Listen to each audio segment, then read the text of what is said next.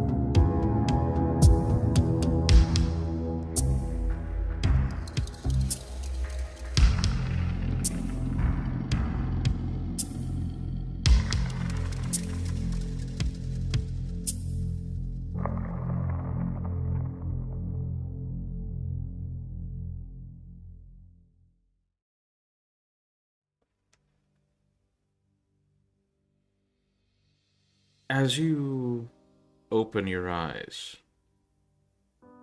you find yourself waking up in your haven.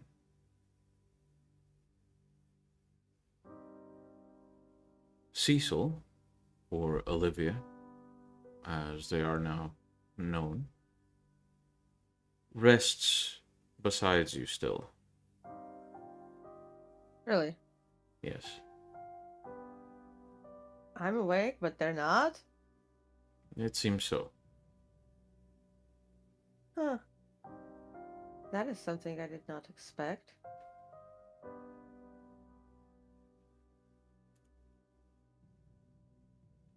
I started getting up and, prepping myself. Mm-hmm.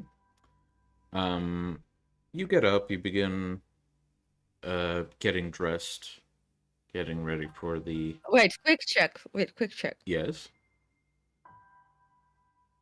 Like, as I'm getting dressed, I'm just like, being a Malkavian and having visions, dreams, you're never quite sure in your reality. Does Cecil wake up before me regularly? Often, yeah. Huh. I pinch myself and look around. I'm tempted to make you roll just for the comedic effect, but I won't. You pinch yourself, and you look around the room. Everything seems normal. I try to summon maybe a small flame on my fingertips. The flame appears.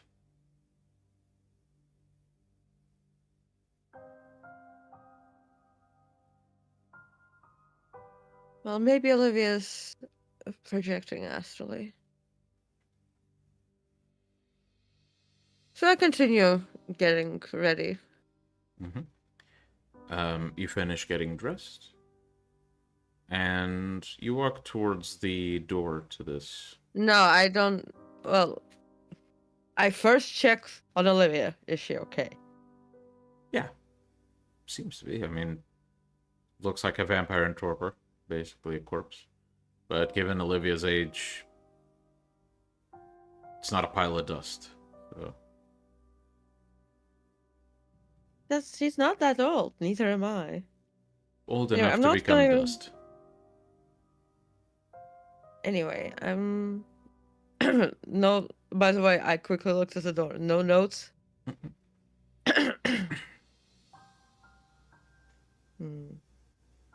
Strange, she usually wakes up before me. But... maybe she's astrally projecting. Either way, I'm not gonna leave before she wakes up. But I might walk around the haven. Mm-hmm. Alright, well, you walk around the haven, just waiting. And eventually, there's a knock on the front door. Huh? So no one's awake except for me. Yeah. That's strange. That's very strange. Right. I'm gonna basically, throw on my coat and have my sword on my belt. Alright. And approach the door. Okay. Do you open the door? Or do you No, I look through look the into people? I'm looking. Okay. You look through the people, and it seems there is a box outside, left at your doorstep. What the fuck? Astral projection. Mm-hmm. Just to literally look out the door. There's the box. Anyone else? Mm-mm.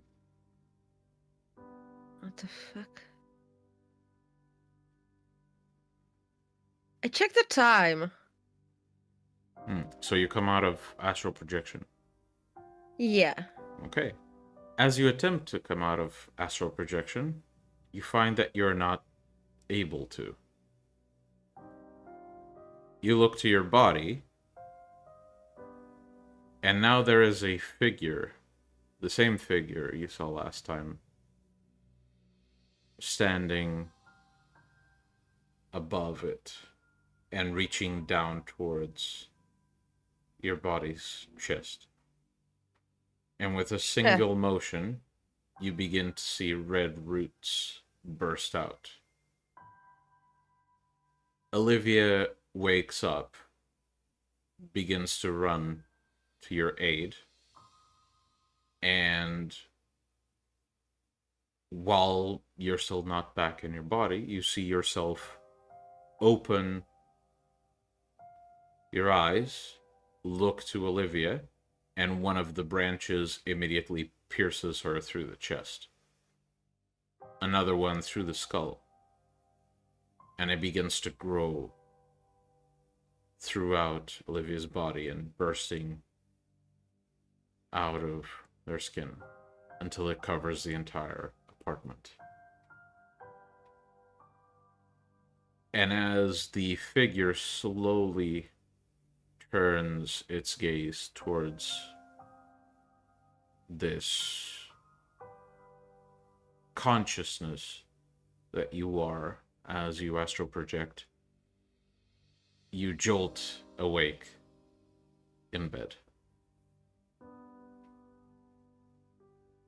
Yeah, I should have looked into the box first. Oh, fuck's sake. Didn't read the note, look into the box again.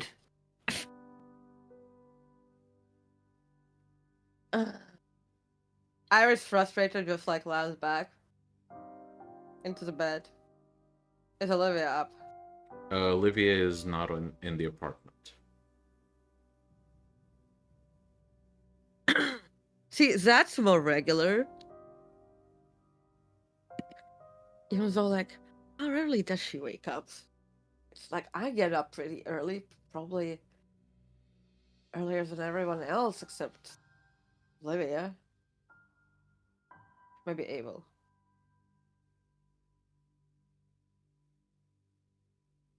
I look to my chest. Normal as usual.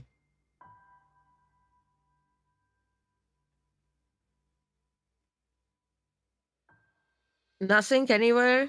No branches? Nothing. No box? No box.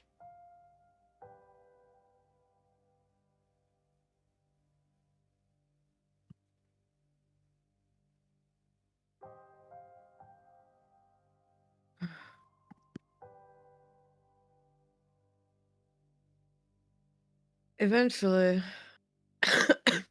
Iris dresses herself up. And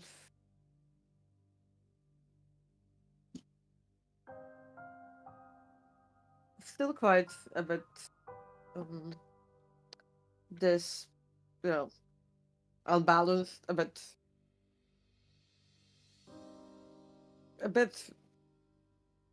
not very comfortable. She's going to get dressed and see what's on her agenda today. It seems that you do have quite a bit of business to attend to. Apart from attending to revelations that have happened throughout the week, you also have some appointments. A job, yes, I have a job. You have some appointments regarding the security of the domain. Namely, an appointment with Jasper to get an update on his end of things. An appointment with Olivia. And an appointment with the rest of your pack to discuss further choices you might have to make. For a moment, Iris considers looking at the floor and just, rolling under the bed and being like, I'm not leaving anywhere, I'm not going anywhere. That is a good point. What's your instinct? My instinct is 5.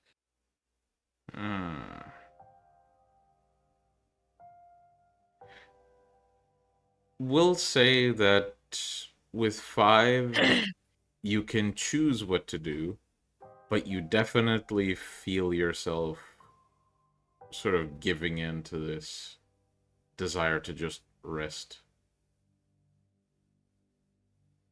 Listen, a little bit of just lying under the bed to, to basically feel comforted in a tight space and just to be calm never has done anyone bad. So she's actually going to she's going to give in to that desire, lay parallel to the bed, roll under it, and then just spend like half an hour just resting.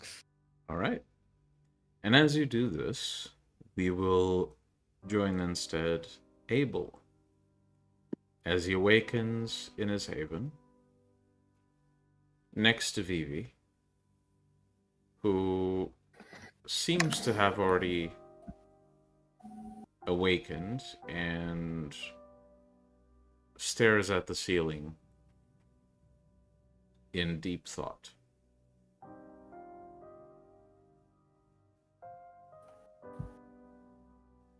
A penny for your thoughts? Someone was knocking at the door earlier.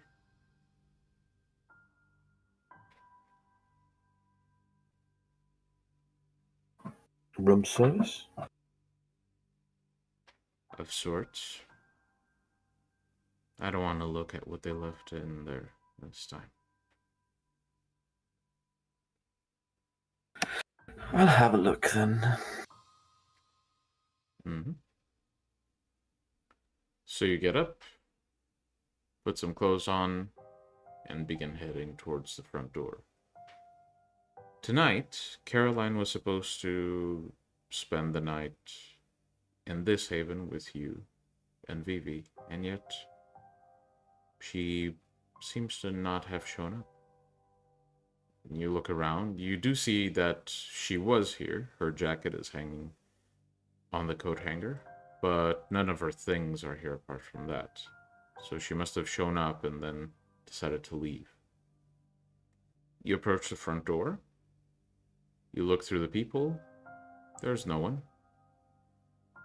You check the little slit for the mail, and there seems to be a letter.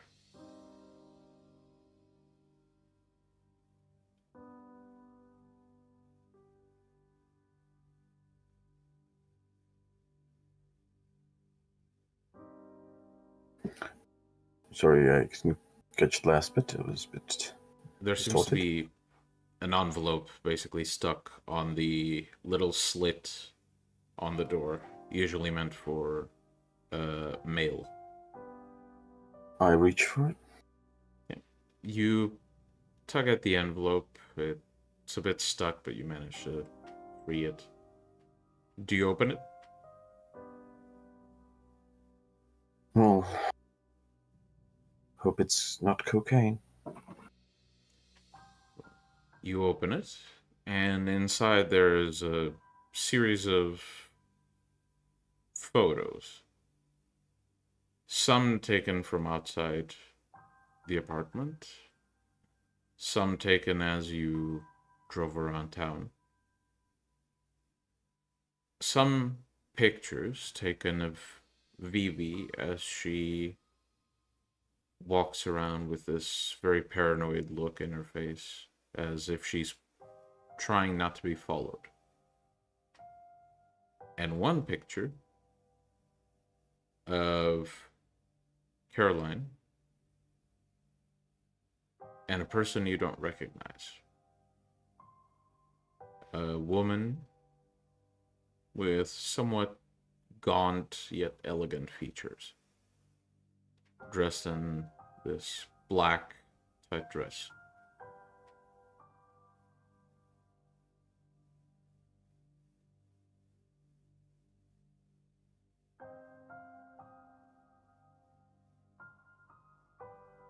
I've never met this person before. Not once.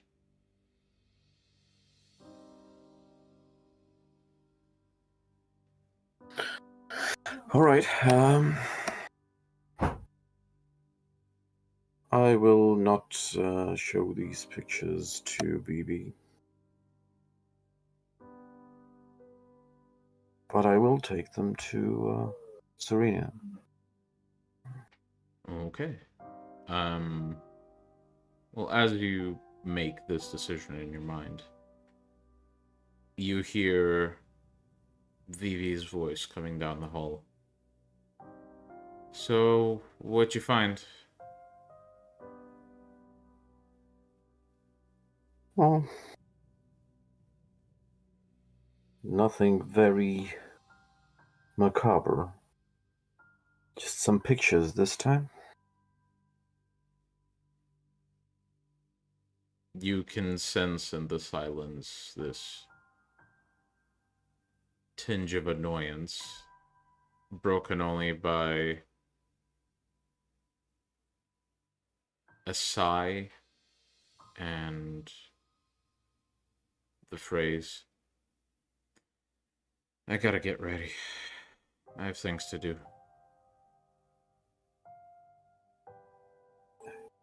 Have you spoken to Caroline lately? A couple of nights ago, we ran into each other. Why? Has she told you if she has found any strangers in the city lately? Any newcomers? Not really, but she has been quite proud of her independence. I see. Well, I hope she knows what she's doing. I doubt we could stop her if we wanted to. Anyway, I'm gonna show a few of these pictures to Serena. Pictures? The photographs in this envelope. Can I see them? Well, if you wish to. Not sure I do, but just get rid of them. And Vivi essentially comes out of the bedroom dressed in her coat, with her bag, and begins heading towards the front door.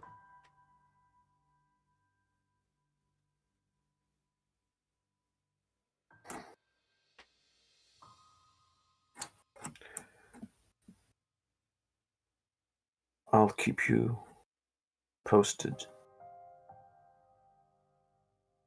As she passes you, she gives you a kiss on the cheek before leaving and locking the door behind her.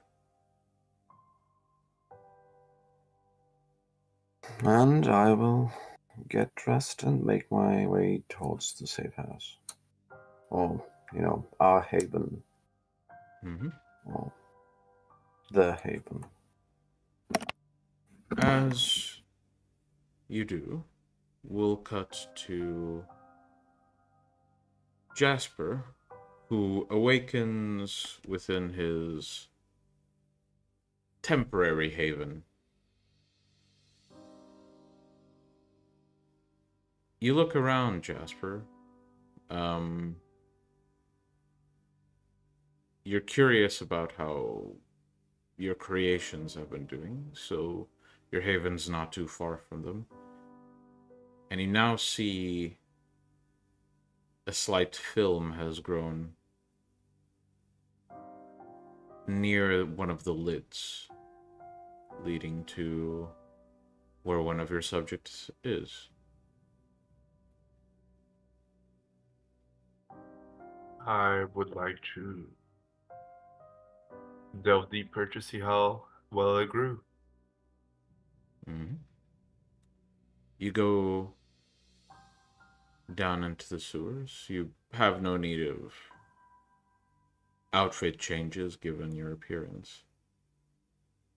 So you just descend, and after walking through the sewer tunnels for about 2 minutes, you begin to see thicker tendrils, thicker veins of moss that have grown in the sewer walls. It seems the subjects are growing quite rapidly, though you have a slight worry that if someone comes here knowing what to look for, they might spot this faint red film on the walls.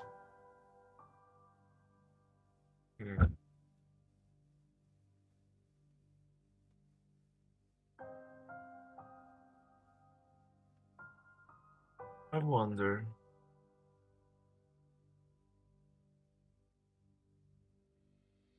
Could Jasper try to change the pigmentation Hmm.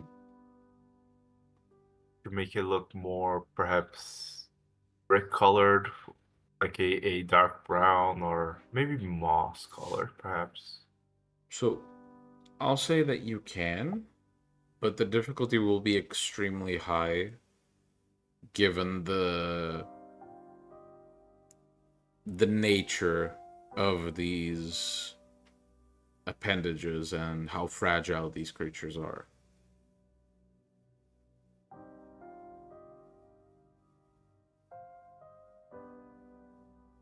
Mm, difficulty. Hmm? If I try to change just a little piece of it, just one of the ends of the tendril, just to see The how difficult it is. difficulty will be the same as the rest, but if you fail, you will only affect this small chain. Nothing else attached to it. I want to do that to see if I can make it blend more into its surrounding. Okay. Make your flesh crafting roll. I believe that is Dex and Medicine.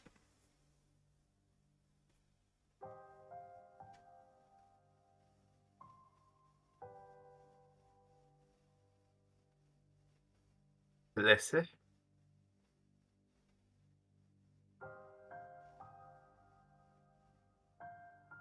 That is Okay. maybe 3 successes. So you begin to carefully try and modify it. And it is extremely difficult given how thin and fragile this membrane is. Eventually, as you begin to blend it in, you feel this sort of very faint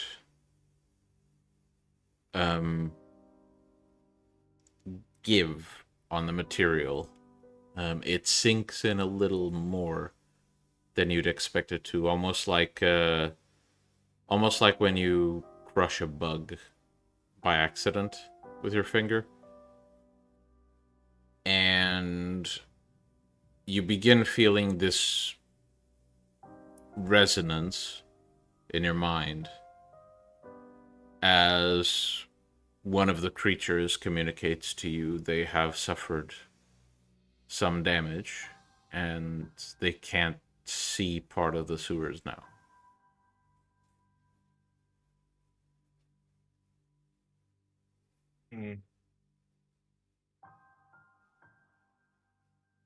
I'll tell it it's a false alarm that I'm just trying to work on something, and I will proceed to take out the part that I have broken and tell it to go back once more towards that direction. As a reminder, the creature can communicate to you. You cannot communicate to it unless you go to it. Yeah, I go to it then. Yeah, that's fine. And it accepts the order and begins to work on it. It seems it's doing its job. It's just very, very, very fragile.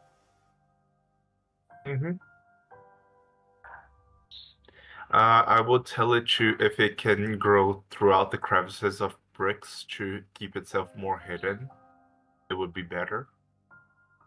It blindly accepts your order. It will attempt to do this to the best of its abilities.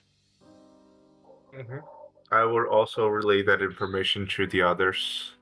Yeah, it takes you a few minutes of walking and speaking with these pulsating creatures that you've hidden in crevices within the wall or old cracks between the wall and the pavement. You basically just lean in and communicate these orders, and they seem to accept them. You do notice one thing. Well, let's see if you do. Can you roll me perception and empathy, please? Actually, wits and empathy. Wits and empathy, okay.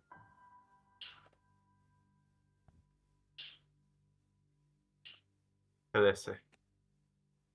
Okay. Yeah, you do.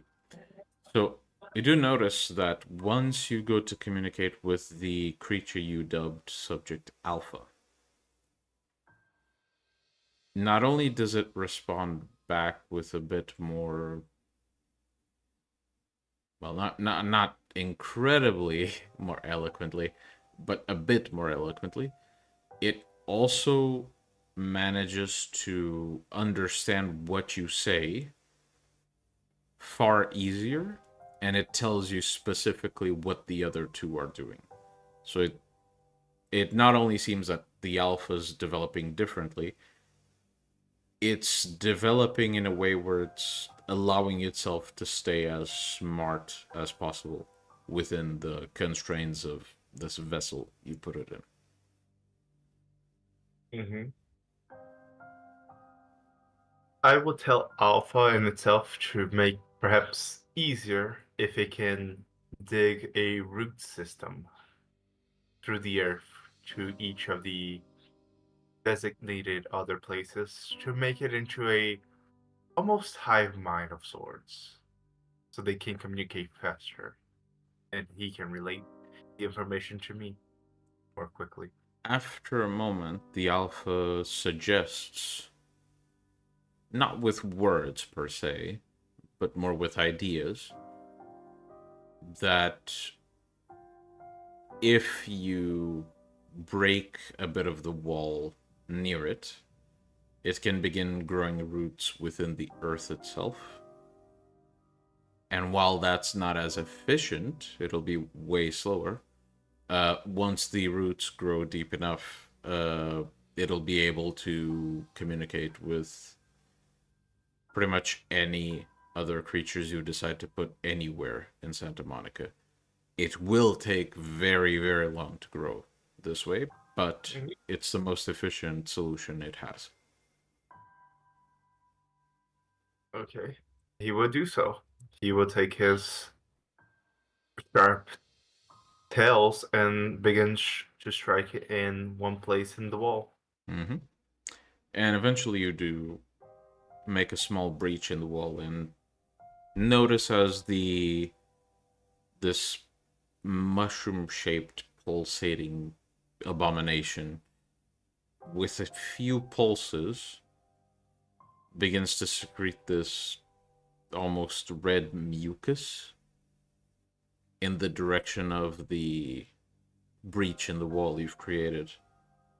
And you begin to see small, wiry growths manifesting within this mucus and reaching for the wall. So feed it 2 more blood just to make the starting process a little bit quicker. Mm-hmm. You simply pour some blood on it and it is absorbed almost instantly. Good.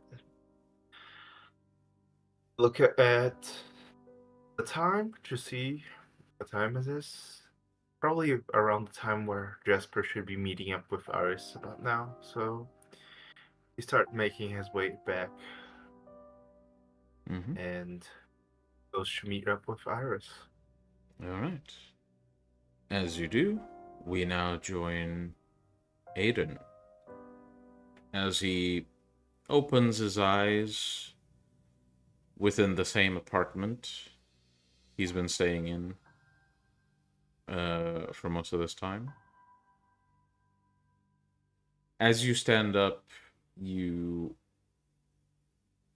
see your computer and the recent project you've been developing waiting on the table for you.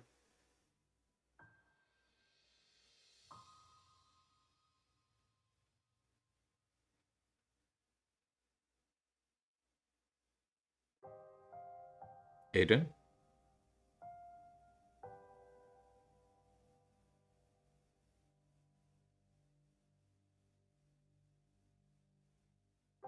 Okay.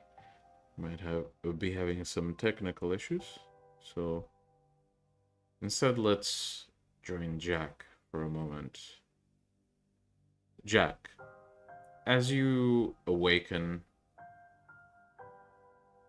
in your haven, you check your phone to see that Leo has reported a visit from one of your clanmates, and saying that they seem to be trying to give him some intel that might be relevant to your projects, but he wants your approval before he accepts anything. My projects. You send this as like a text? Yeah. The response is a screenshot between a text conversation. It seems that this La Sombra has offered Leo a number of leads on potential businesses in town that might have a bit more intel behind them than what one would assume. Namely, one of the libraries in Santa Monica that seems to have a hidden collection of some sort. The nature of the collection is not known, but could always be something useful.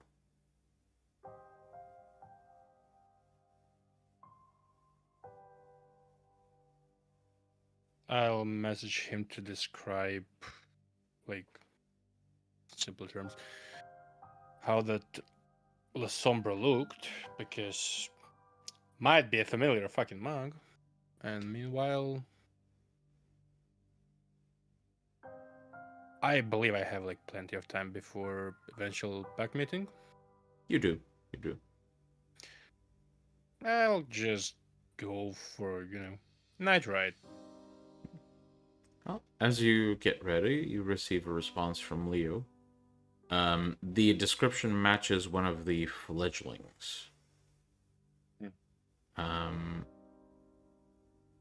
And as you get into the car and begin to drive out, it seems that the city's beginning to quiet down for the night. Do you drive more towards the beach, the entertainment areas, business areas? The beach sounds like a quiet place I might enjoy more. Mm-hmm. So you begin heading towards the beach. And yeah, city seems to quiet down quite a bit. Most of the activity you see still going on are either people going back home or people young teenagers trying to take a break from their exhausting existence by taking a couple of drinks and going to hang out at the beach near the pier. But overall, it's rather quiet. Yeah, I'll go somewhere a bit further from the pier and from party life. Mm-hmm. Do you do anything in particular, or look for anything in particular?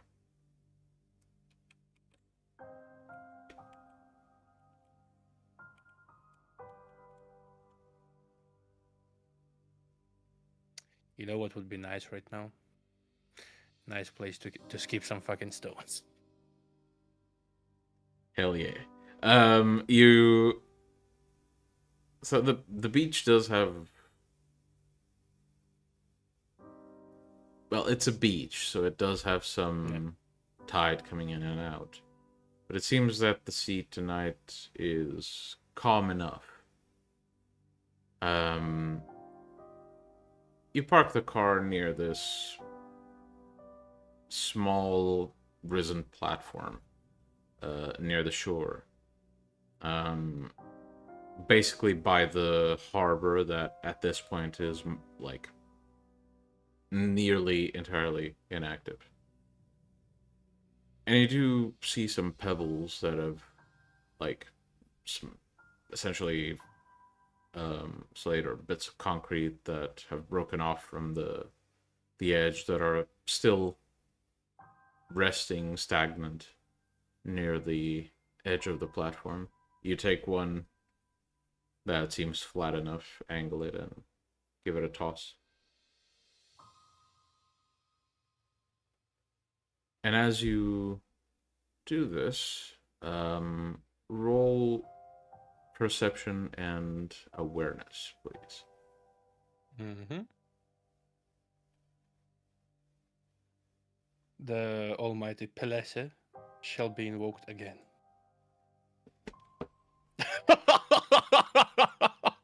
I'm sorry, man. You stole all the Pelisse from Jasper. Yes. So you look to the ocean, to the night sky.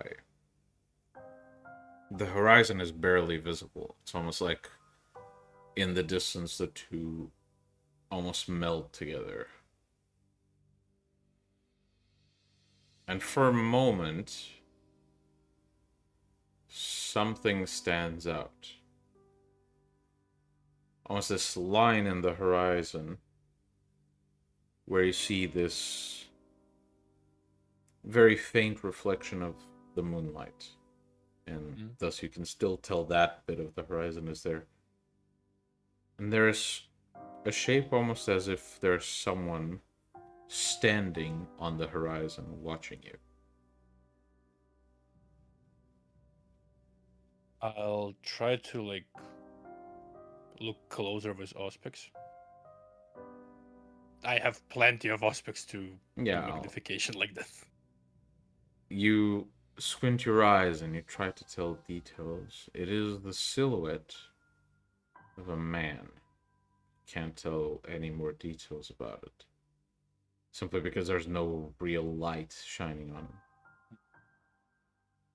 The shape seems to look down, reach towards what you would assume is just horizon of the ocean, right? And after, standing back up and examining something in his hands, you see him reach back and throw something, as if throwing one of the small rocks you found. And as you see him do that, a few moments pass, as then you feel something bump up against your shoe.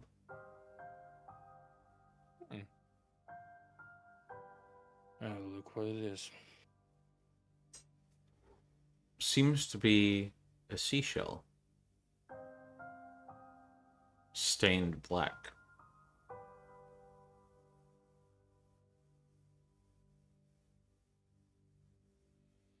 Would Jack know like any occult meaning of such thing? Because like I as a player, I know a ritual that involves that. So there are several things that Jack would be aware of that this could entail. There is the aforementioned ritual that, while you don't know how to perform it, you know that it involves items like this. There's also the mythology tied to sea life and the deep ocean. Like the depths of the ocean hold horrors that you can't quite comprehend. I'll allow you to make a flat intelligence roll to see if you can deduce anything from your past experiences. Can I spend willpower? You can, yeah. Pelesse ahen. Seriously, Hey. you're stealing all the luck today. And then when I put you up against the gigantic Vorst, You're gonna roll all ones and I'm gonna do it. I gotta do it. die in one slap. Leave in the moment. So you, given your past experience and things that have happened recently, it's probably a hint towards the latter, the mythology, the symbolism of this. And given the shape and the distance, you are fairly certain you know who the fuck this comes from. Yeah.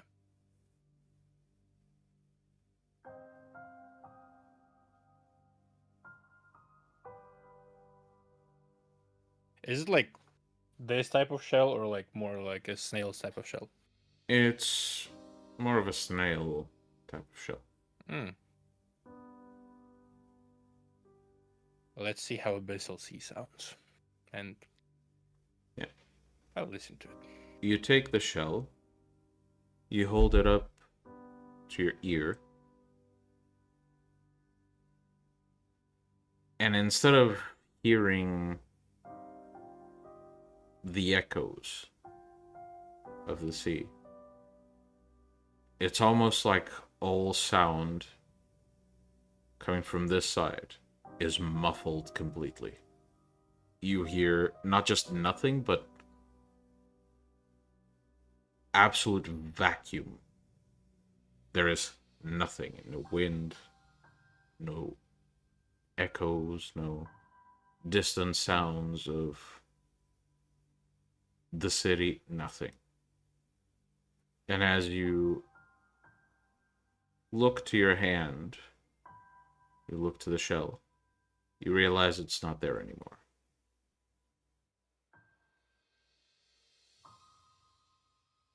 Let's hope I didn't get a black ear.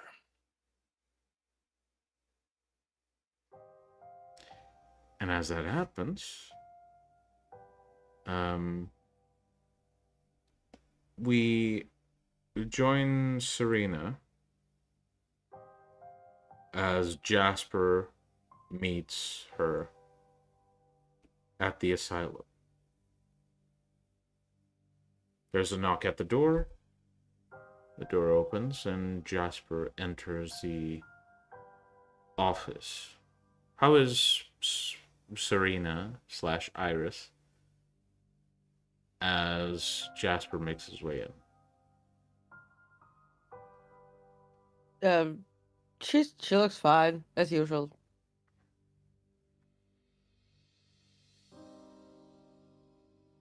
She just looks generally annoyed, which is her usual face anyway. So not much difference. All right. So Jasper, you enter and you see Iris simply waiting for you with a bit of an annoyed look. Nothing out of the usual.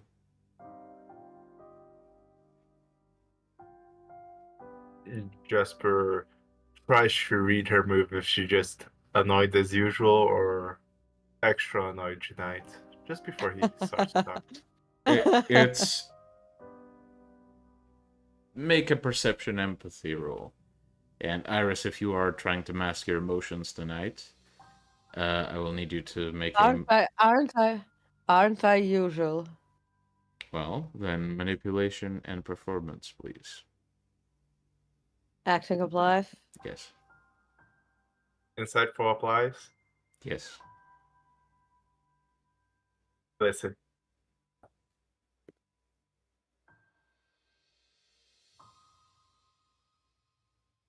One, 2, 3, 4, 5.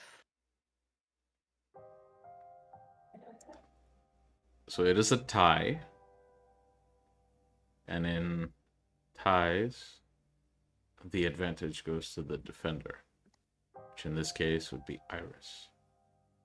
So Jasper, she looks the usual. As annoyed as you'd usually find her. Good evening, Serena. Or Iris.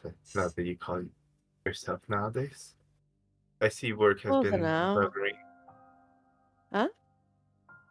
I see work has been bugging you, as usual. I mean, I have so many things I could do with my latest development in this institute. And I have to do these things. Well, I come here to report how things are going. About About the little security system of ours. yeah, by the way, I don't know if you've seen or not, but we do have physical security now too in the source. I did not notice. But anyway, Olivia has well, obviously Olivia has built it well.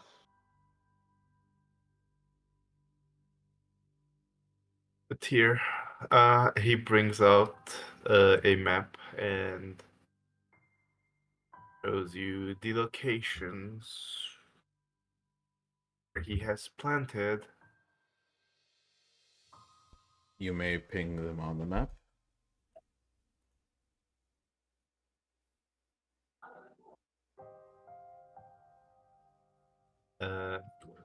You can Pinging on the ping map, by okay. clicking and holding on the map. So I have one here, and one here. For the time being, they are growing rapidly, quicker than I imagined, which is Okay, good. I mean, it looks like it's about outside of in between our and Camarilla zone. And not sure if the watch reaches there, but because that'll be very good. How Some decisions. how do you communicate with it? Right now, I have made the one called Alpha, which is located right here, to be extra smarter than the others.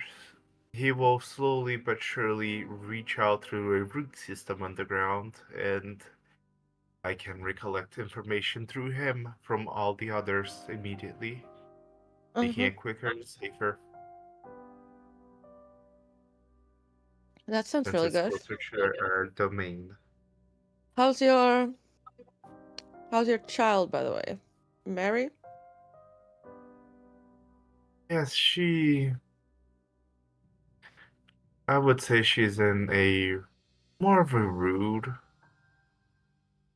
perhaps a rebellious teen phase.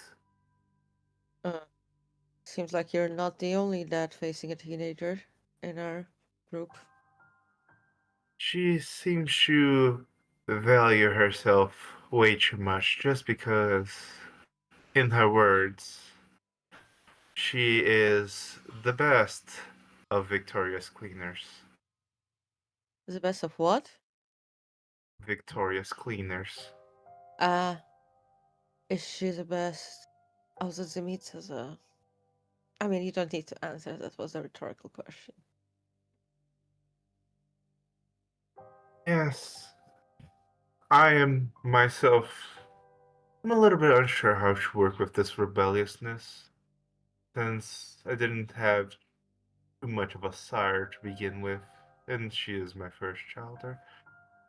I've been pondering what to do. Well,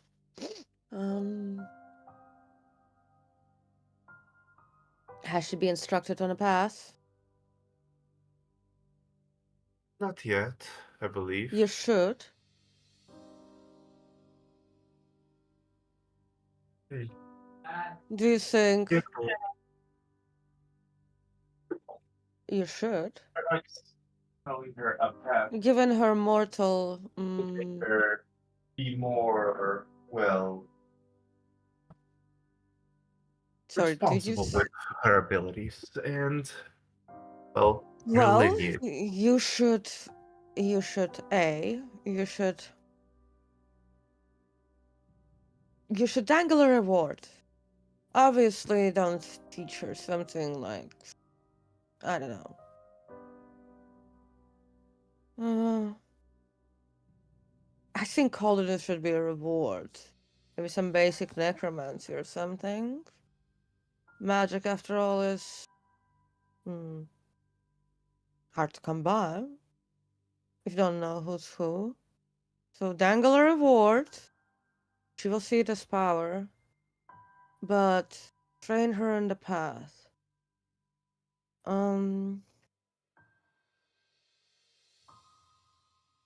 But yeah, you're not the only one dealing with a rebellious teenager. It seems Abel's child, Caroline, has taken to hanging out with the Black Hand at the church.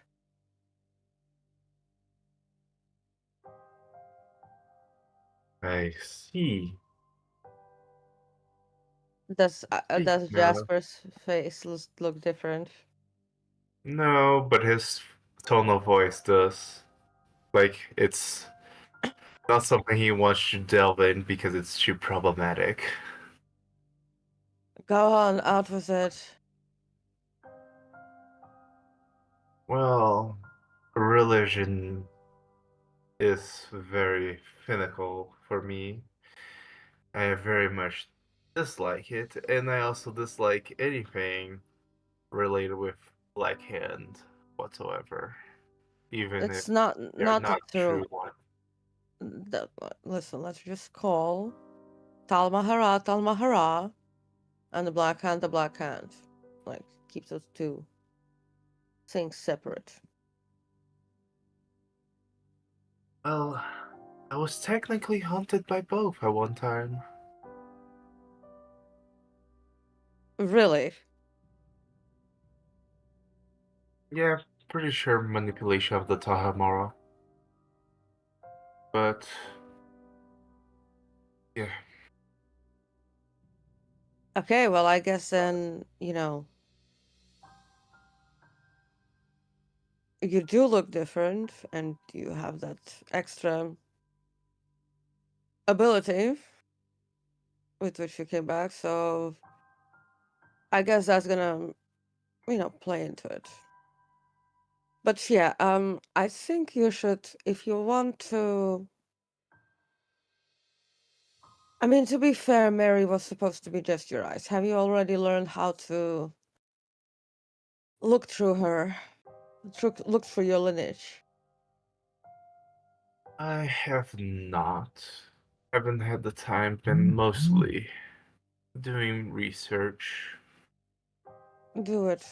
It's going to basically allow you to use her eyes. But if you want to have her do well, you need to teach her the path. Otherwise, somebody else will.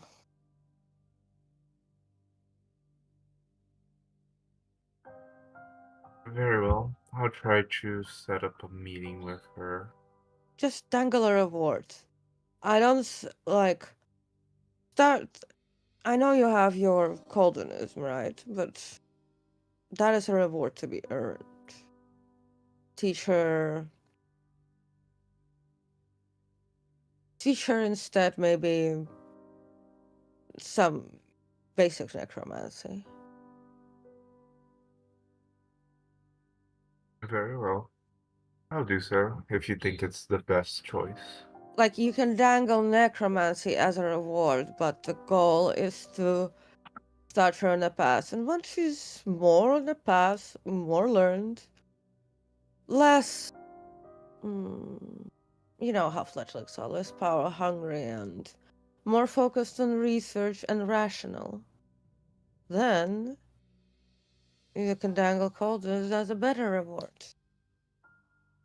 Iris, your phone rings. It Look seems at to be it. the guard from downstairs. Pick it up. There are others here to see you. Let them in. Very well.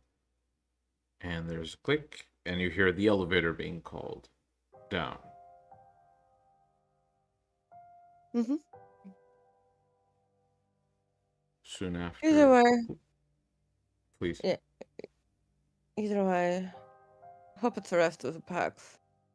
We do have quite a few things to discuss regarding our new arrivals and the general situation.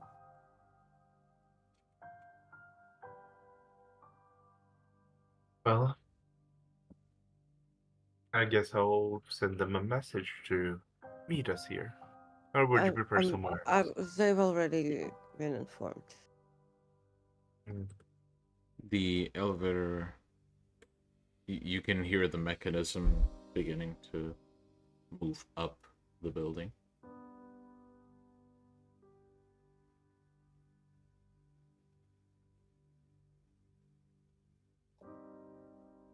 And soon after, there is a knock at the door. I'm in. The door opens, and in walk Abel and Jack. Hello there. Good evening. Abel, Jack, how have you been? Took it upon myself to take some time off.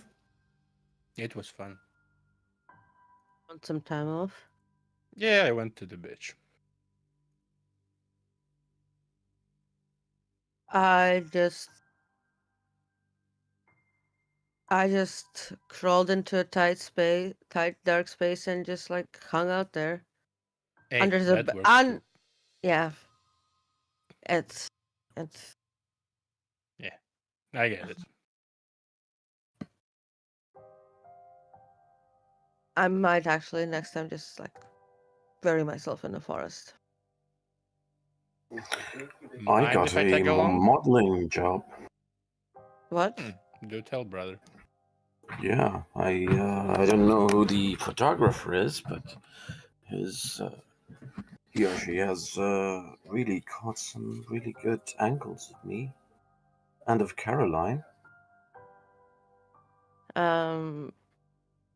When Abel gives me the photos, I basically, Well, would Abel give you the photos? I mean, first. why else would he bring me? Abel will give her a few photos. The one with Caroline and the mystery meat in it, and most of the pictures of Abel, Okay. but no pictures of Phoebe. Alright. Those he's keeping for his private stack. That's the He private hides collection. those. He hides those under the bed in the trailer for Right those lonely beside Vivi. nights. Under the bed, right beside Vivi. I tape those pictures on her forehead. Hey, that's some good fucking angles, okay? Right. So I am spending a Since- willpower point and doing spirit touch. Is it the nun on the photos? It is. Since when is your child hangs out with La Sombra? Well, I know that she does. I'm interested in since when. Okay, so first things first. You spent a willpower, correct, Iris? Yes. Yeah, Good she thing, did. because otherwise that would be a botch. I know. So I you- didn't do Pelese.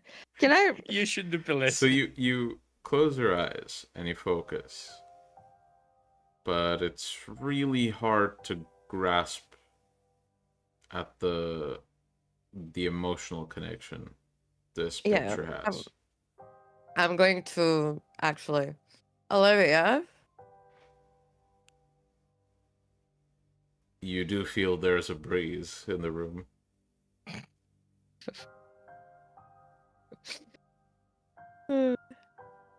Can you see if you can get anything from the images and I put them on the table? Okay. Do you wait for Olivia to take them? Yes. Okay. Soon enough, Olivia appears in the room. takes the pictures and seems to focus for a moment. Then tosses the pictures back on the table and says, nothing much can be gained from this. There's no strong enough connections to get the information we want. You should have brought that heart, Abel. But continue, Lieeya, please. Sorry. The current owner is Abel, unfortunately.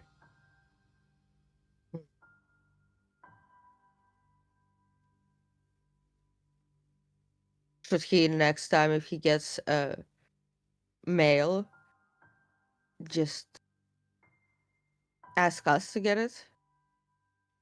Potentially, though these things are tricky. Do I have Right. any magic How from the pictures? how again was that envelope attached to the whatever it was attached to?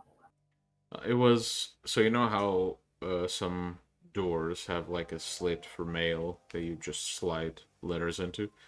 It was slid into it, but it was, the back of it was still caught in that flap on top.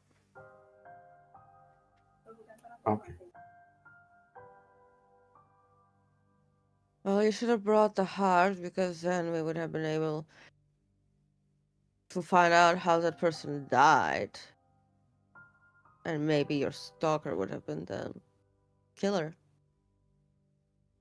Which is most likely.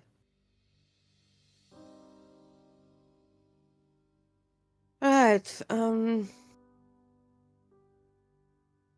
inform us if you get a next package. We'll try and hunt down remaining traces.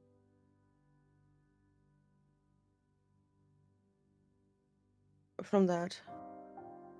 And don't touch it before us, so that we can, whatever's left on it, we can try and get.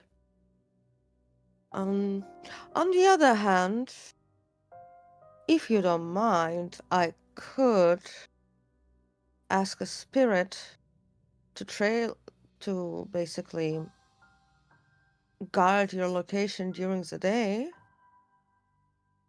Well, just not guard, observe.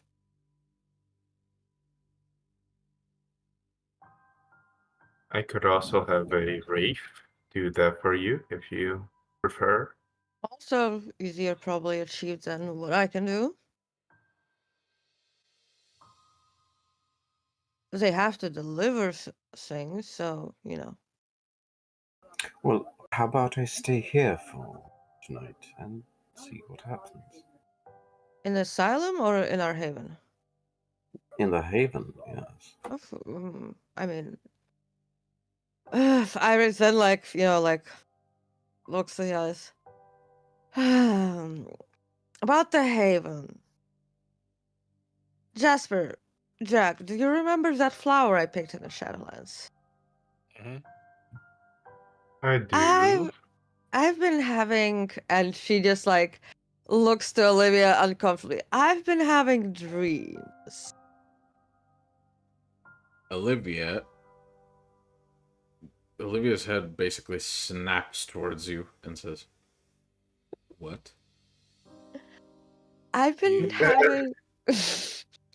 As she's saying this, I am just going to immediately look into the Shadowlands, see if there's anything of interesting happening around Iris.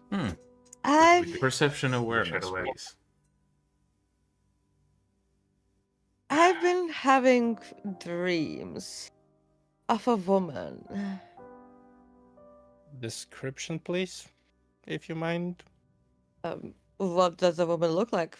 It is a figure that you can't tell any details about. Best you can discern, very long curly hair.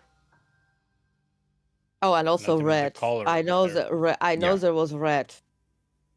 Though you don't know if Long red. the red is like some light that shines on her entire skin or if it's the actual color Yeah. of her hair. It's She's kind red. of hard to tell.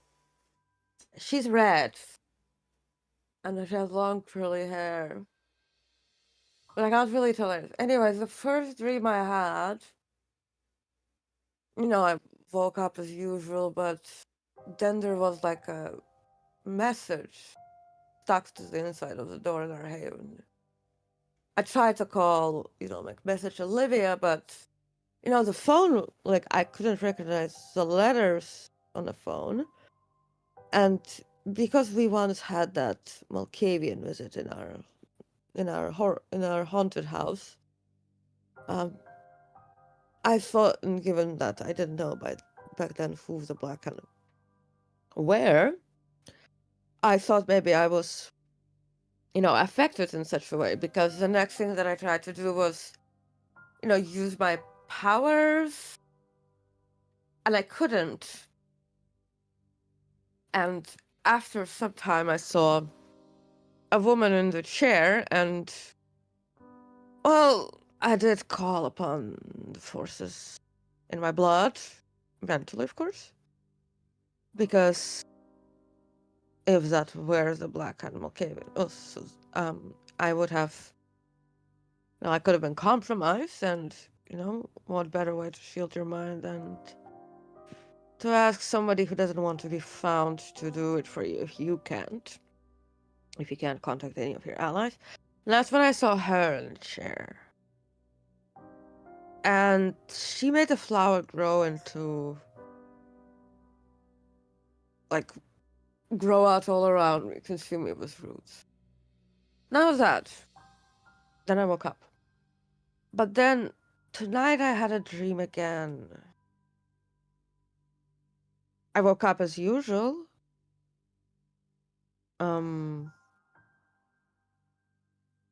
I mean, the only weird thing was that Olivia was asleep.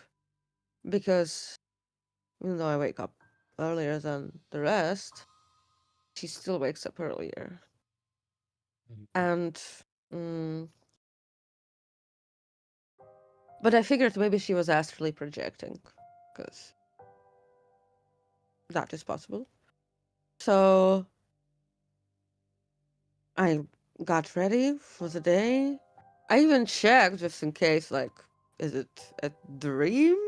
Maybe again? Everything looked really, real.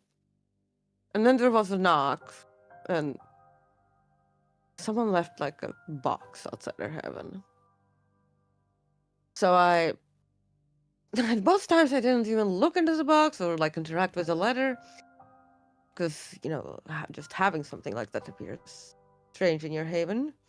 So, I astrally projected to just see what that is. And then I could come back, and she was there again, and the same happened. But then in a dream, Olivia woke, but that was a dream. But the flower also went into her chest, in her mind. And, I mean, she didn't die. She just also was enveloped in the roots, just like me. Oh yeah, and the roots and the flowers, everything is very red. Jasper, as Iris describes this story and you look into the Shadowlands, where Iris is in the Scanlands, you can see that in the Shadowlands, there's this very small seedling with some very small roots just bursting out of it as if it was just born from the seed.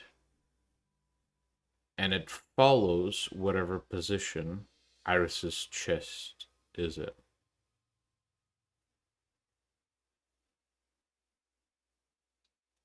Well, from what I can see is it's blooming.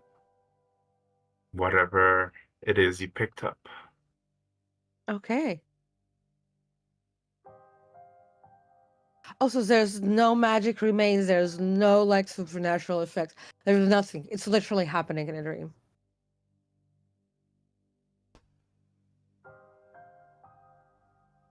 Is this a I question? could get a.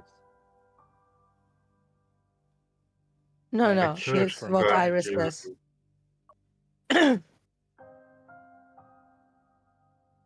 I could go into the Shadowlands to see if I'm able to talk with such.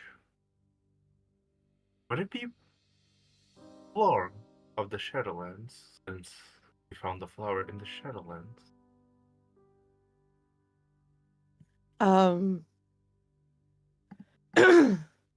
I mean, listen. Do you remember the mysterious stranger? Mm-hmm. Yeah. So, you remember how fast he moves and everything, right? Mm-hmm. That Of is course. probably an antediluvian or something. This thing burned him. He wasn't able to harm me.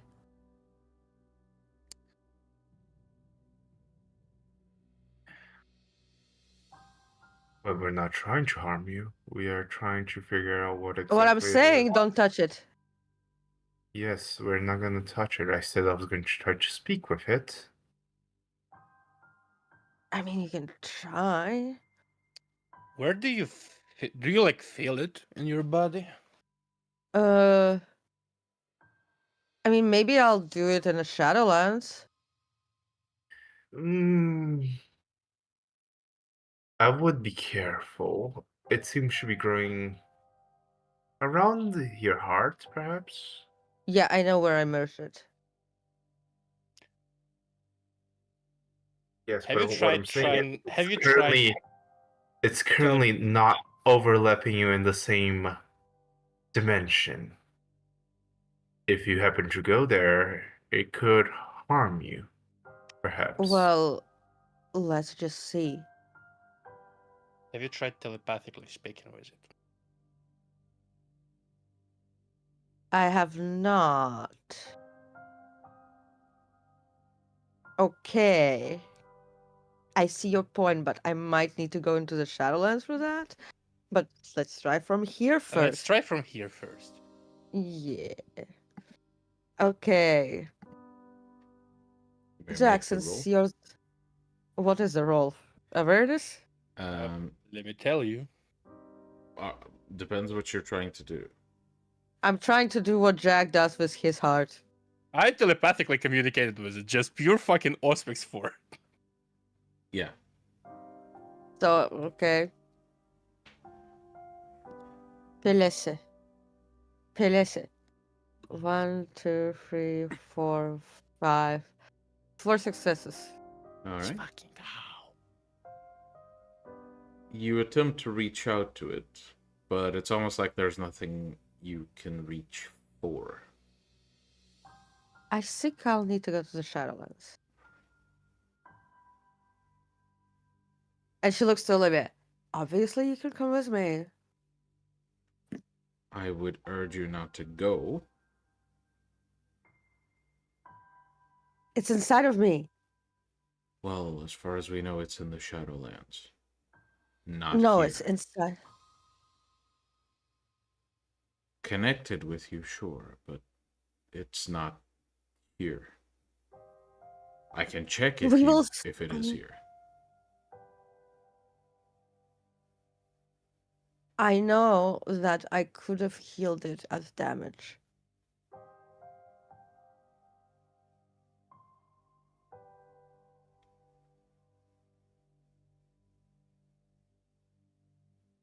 Listen, it's connected to me.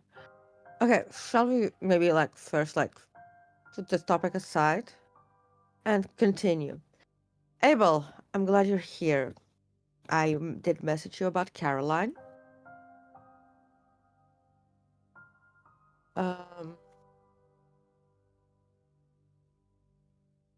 It seems she's really frustrated with you and Vivi as parental figures.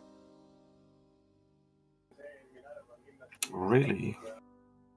Yeah, she said that Nothing has indicated this? She says that she moved out from you guys because you've constantly been arguing. She probably doesn't know the reason why. She said it's because you two have a stalker. Then she probably does know the reason why. Either way, did you know that Caroline was the one, has told the nun about Isaac's bloodline at least 2 weeks ago? All right, well, that's Excuse her me? decision. You heard me. Yes, because she's being taught a path that she was unable to speak to me about. She's under some type of gears. She couldn't write, she couldn't say it, and when she actually physically saw that what she wrote was just physical scribbles, her mind started collapsing. I had to use my powers on her to convince her that that was the wrong paper. That she did actually write, and because she would have gone fully deranged if I had not, convinced her otherwise. And who, pray tell, The nun. did these jeers? Okay. Well, I don't know I who. think I will go talk to that person. Wait, stop. That is a black hand, Abel. This one. So what? He's Second, been harassing Second. my child. Yes, but first of all, we have freedom in the Sabbat. Second, she's the one who approached them. Third, we actually do not know if it was the nun or not. We know that. From what I've been told, the nun has been teaching her a path. And I have no idea what path that is, but as I understand, your child shares the same abilities as you in concerns with supernatural entities giving you advice. Am I correct? Yes, please do continue. So, thing is, when she showed up to me, she looked like she had just frenzied. And she was fine with it. Now, I've met infernalists with friends from the outside who were quite as like. And I've met you and Isaac, and I know what it takes for you guys to stay yourself. She didn't care about the fact that she frenzied, and from what I've learned from her, she's also been quite embracing the beast. At least in a sense of power and ruling through fear. Well, that's a slippery road she's on, I might say. That is exactly what I'm saying. But what I'm also concerned about, they know about Isaac Abel. And you've seen how they've, well, actually, well, you do know that it's about hunt infernalists. The Sabbat Inquisition is a separate thing and can be. Like, even though you are in control and you hunt demons, you realize how wobbly it is. And also how wobbly it is if Caroline, your child, who perhaps inherited this from you, falls down that slippery path. But either way, we don't know who put that gears on her.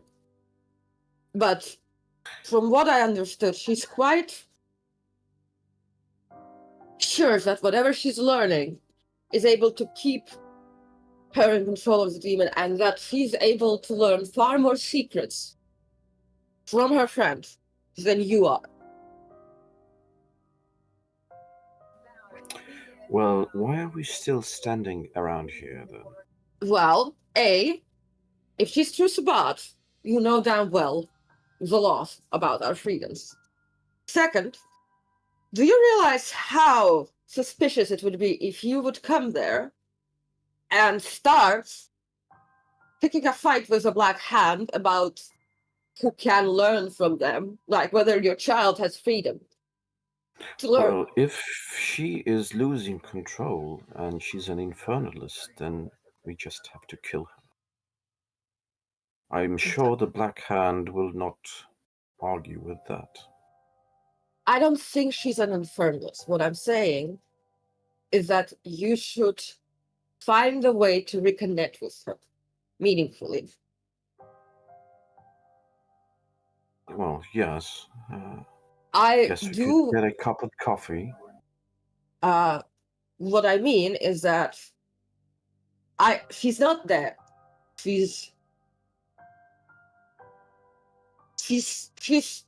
fine. What I'm more concerned about is perhaps given the fact that she was the one who learned from the Sombra about the friends and how dangerous they can be. This is why she reported which bloodline Isaac is to them. Because she knew, well, you all know Isaac. He has quite staunchy beliefs. And that's not exactly something she... So, in essence, we have no idea. So, what I'm more concerned about is, consider this.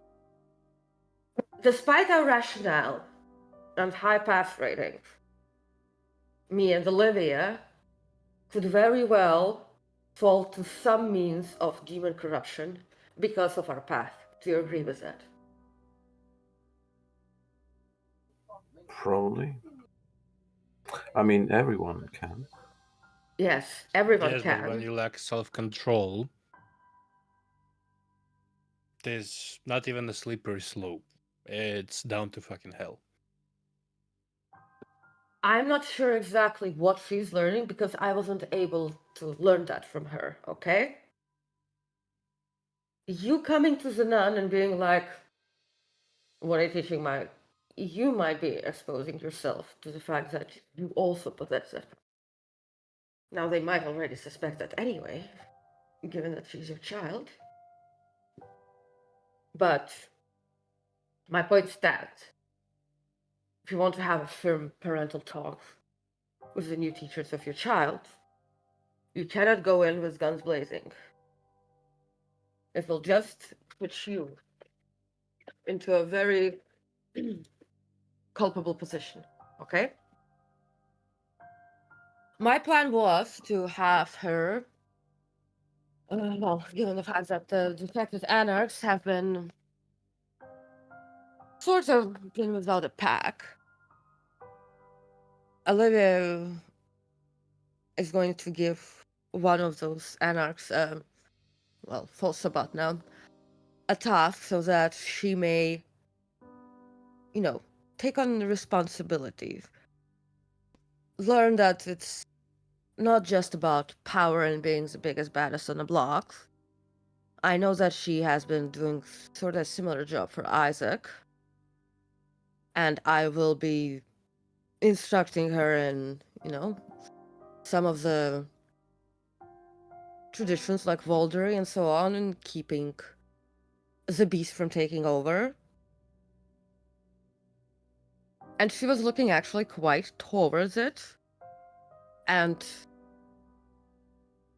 from my personal opinion,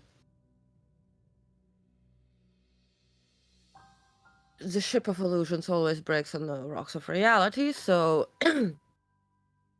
having her needing to amicably deal with other truths about in her pack and understand that leadership is not just about power could do her well.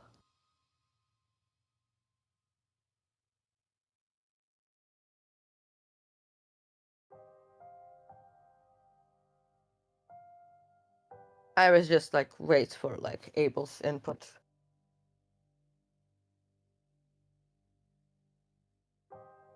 I need to talk to her first.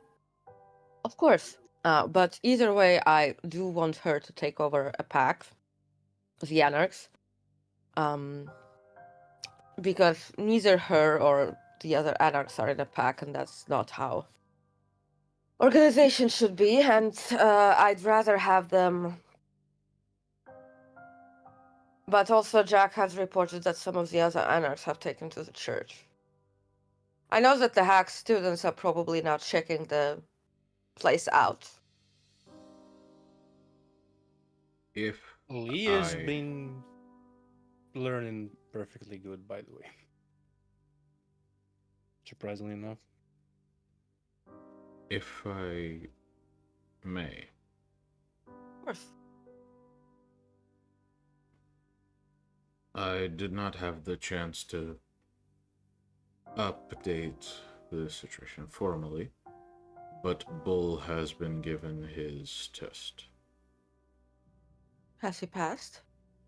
Not yet. Very well. Well, once they pass, of all there is to happen. I should also inform you that the requested candidate of Caroline's has also passed his test. Mm-hmm. Ah, yes. Who's that? Yes, apparently, the five Lazobra, the Black Hand, have embraced somebody who was a close, intimate, perhaps, friend of Caroline while she was in the university.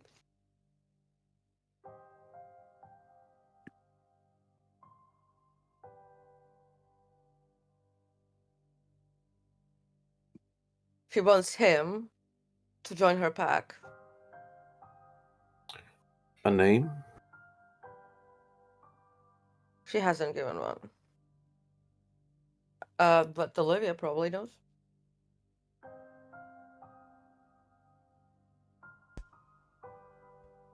Bobby. That's what he's known as, at least.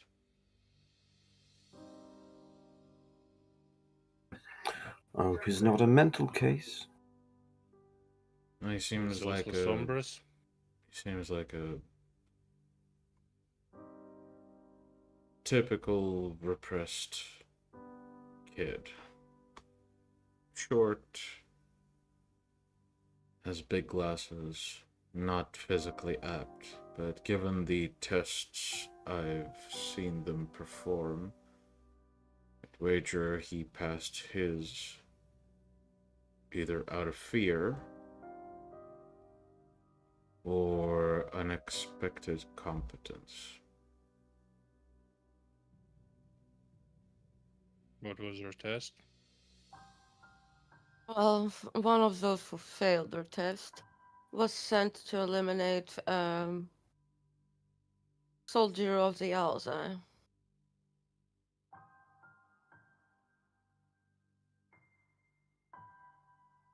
Hmm.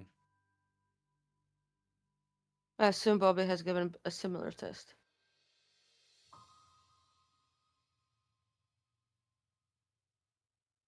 Okay.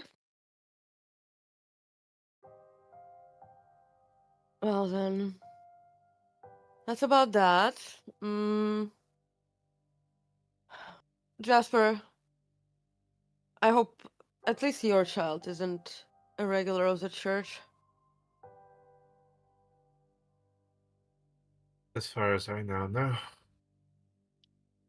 As far as I know, yes. Oh wait, that's right. You did say that. Yes. Oh yeah, Jasper. Actually, sorry, Mm. let me retcon that. All right, Jasper. I'm sorry, I forgot to mention. Your child has taken to the church too, which is why I thought you were aware of this. Sorry. That is why I want you very much to teach the path.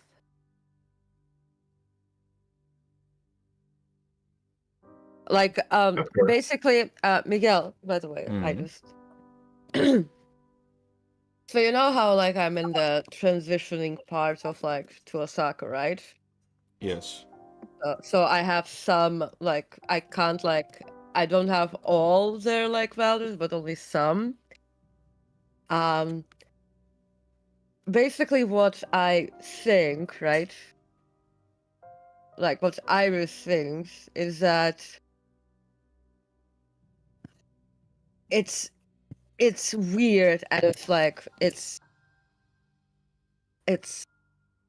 off if basically she goes on some, I don't know, path of power and in her voice or like some other path. It's like at least be a metamorphosis. It's like, just like if you have vicissitude, don't waste it. You would feel that it is almost morally wrong for her to be anything else. Yeah, exactly. It's like Somewhere in the city, one Sasha Vicus is feeling cold out. hey, if he already went from Road of the Sin to Path True. of Death and Soul, Yeah, like that's a Path of metamorphosis in itself.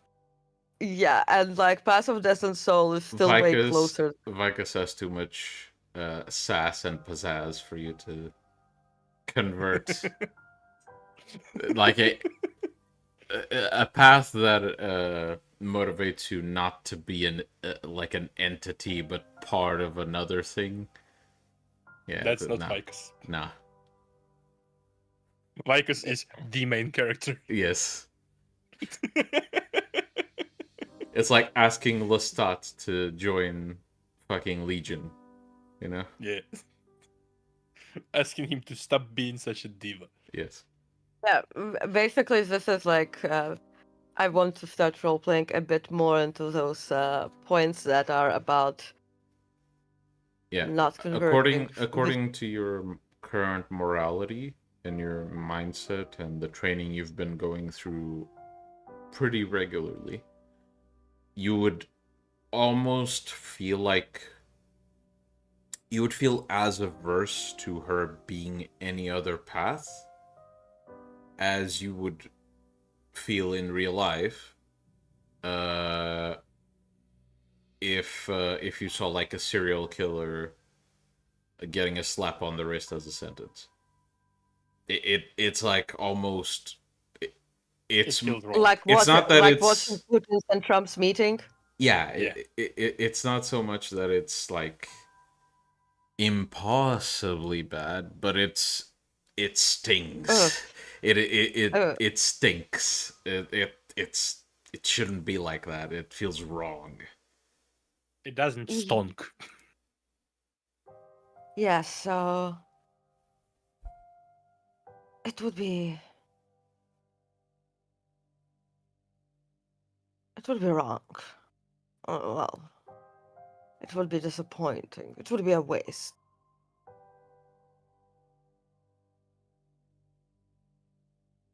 So, seduce her with power, with promises, whatever it is, but correct me if I'm wrong, Jack. Passive La Sombra did not know the passive metamorphosis. I mean, how could they? No, not really. So, Especially not with that fucking vibe. exactly. Seems to me more like. So what you're saying is prepare them when they're young. I see. Of course. And Jack like takes out his phone and starts typing something. I will make a note of it. Just send it in SD chat. Yes, what I'm saying, I mean, I've actually honestly thought that perhaps some of that training would have been done. But I suppose I should have been more clear.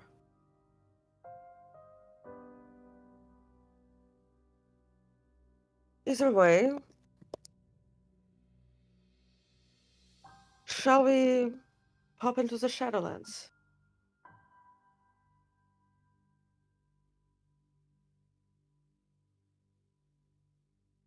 still think that I should go in first before you go in and intertwine yourself with the plant.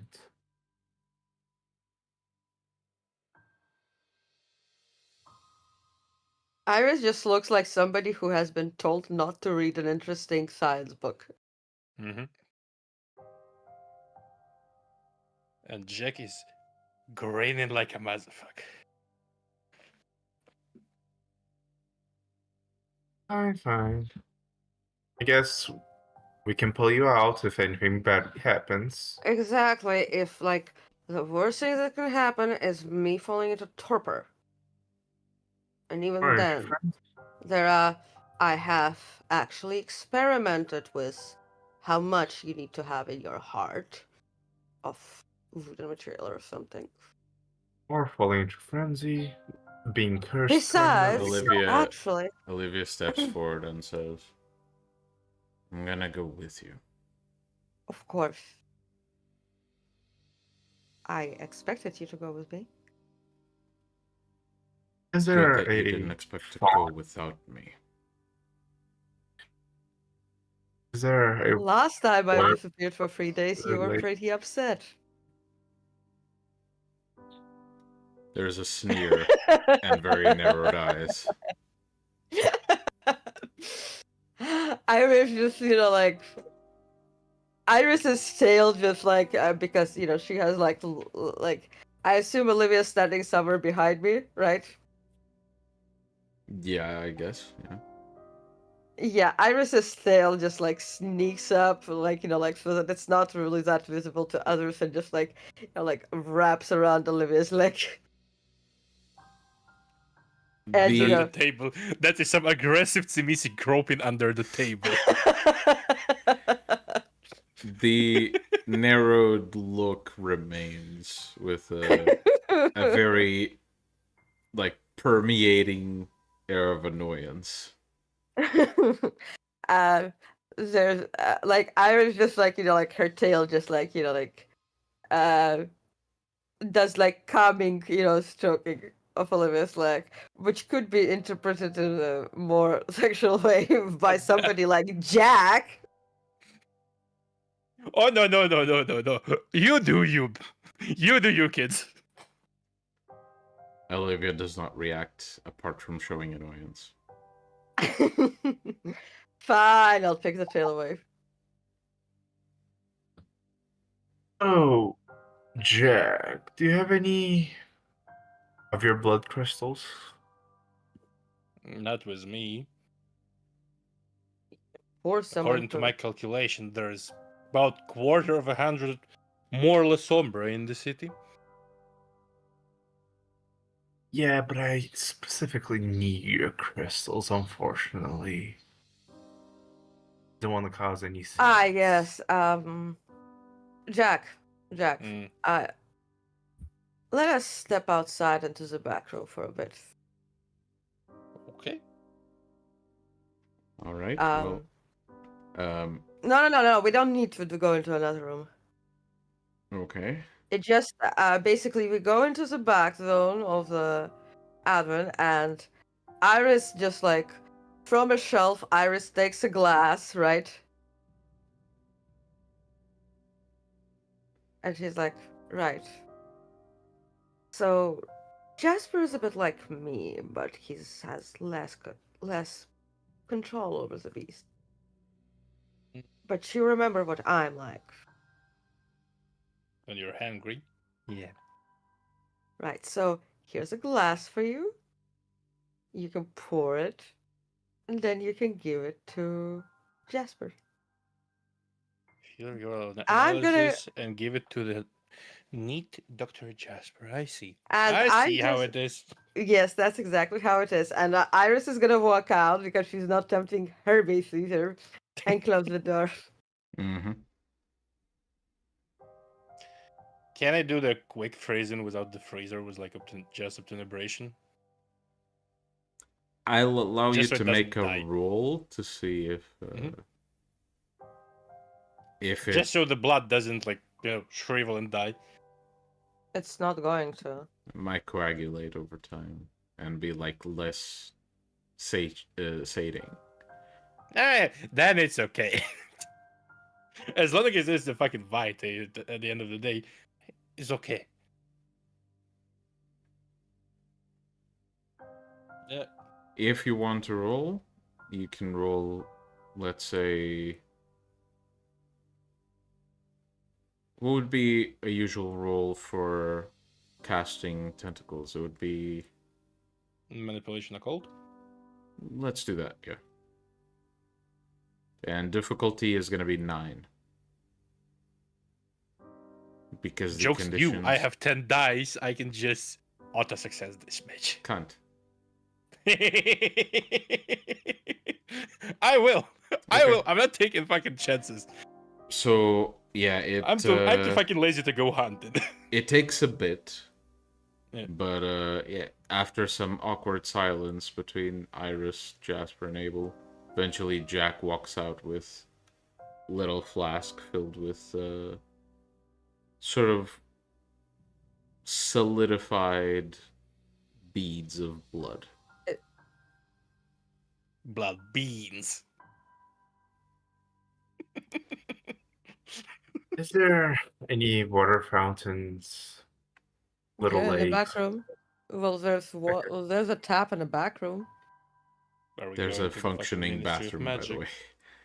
Yeah, there's a Yes. functioning bathroom also. That's novelty. Okay. That's Forget novelty. not, forget not that this used to be Jeanette's office. Yes. A functioning bathroom is kind of necessary. There's a jacuzzi. There's Yes. a jacuzzi, most likely. Exactly. Exactly. That's a jacuzzi. And jacuzzi is now used instead of like the fucking shelf for clothes. No, it's not. Just Do you Fancy know? fancy. So yeah, Jasper will casually walk into the jacuzzi, proceed to take one of the blood beads, and he will open a passageway into the Shadowlands. All right. As you do, Jack, make me a quick wits and awareness roll. that I can do. You won't get the result immediately. This is so Alicia? I know what you see later. And Wait, what's proceed, happening? proceed with the scene as I usual. rolled 5 10s in 3 dice rolls. I'm kicking it tonight. I'm having fun. Like, I have 10s, but I also have 1s. What the fuck? None of it. Just 5 10s, 0 1s. Every single roll I did had 1s Oh, today. I'm sorry. I'm sorry for stealing your luck, Okay. but like I have to bask in it. So, yeah, the portal opens. Who goes in first?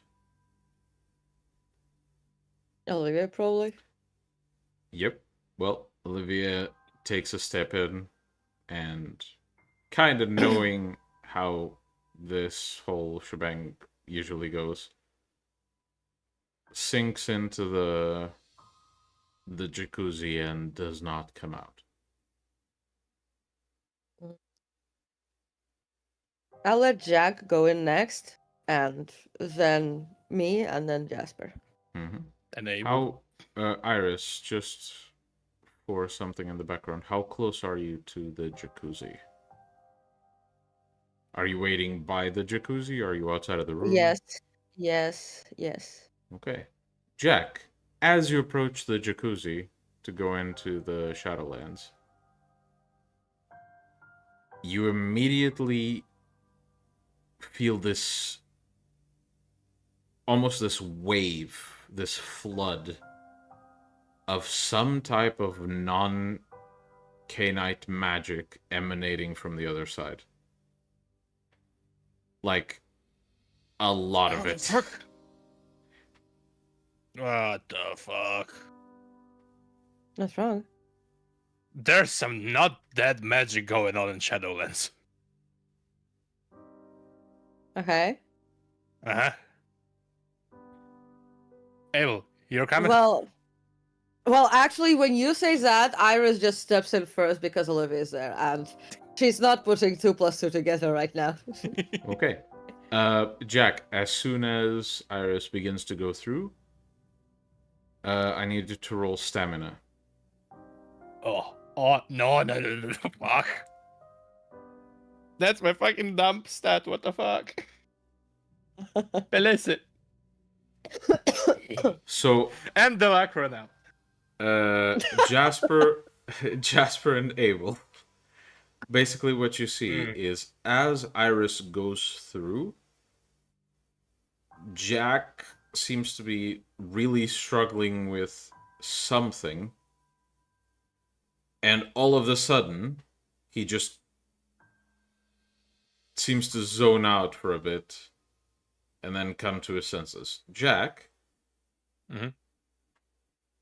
you know how, like, you wake up from sleep at 3 a.m. in a very dark room, and then you turn on your phone and the brightness is at max, so you're, like, blinded for a few seconds? Your magic sense just experienced that, but instead of being a screen that's slightly too bright, it's like someone just put the sun in the room with you. And then nothing.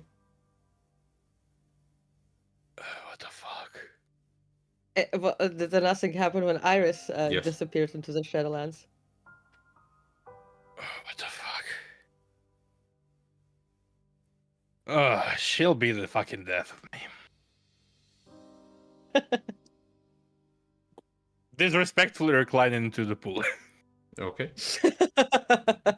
I just imagine, like, everyone goes through, the Jack just sits in the jacuzzi, just done with his life, slowly sinking into it. Hey, the death is not the fucking end, okay? And as the three of you go through, Iris, you come through the portal to see Olivia looking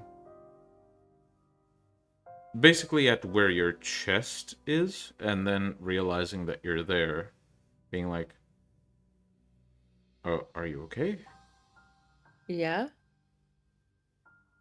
I mean, are you okay? Because Jack just said that there was a mighty, there was like a very strong non-canite magic emanating from here. I saw nothing apart from what Jasper mentioned. And then Jack appears, looking dazed. I'm okay. What's wrong? You is wrong. By the way, Jack, you're sensing nothing. I'm still not okay. What do you mean? When you went into the portal, Yeah. like, you know when the brightness on the phone is too bright during the night? Well, obviously we hang out all the time during the night. Imagine someone just fucking blew 1 million lumens in your face. So like seeing the sun. Essentially.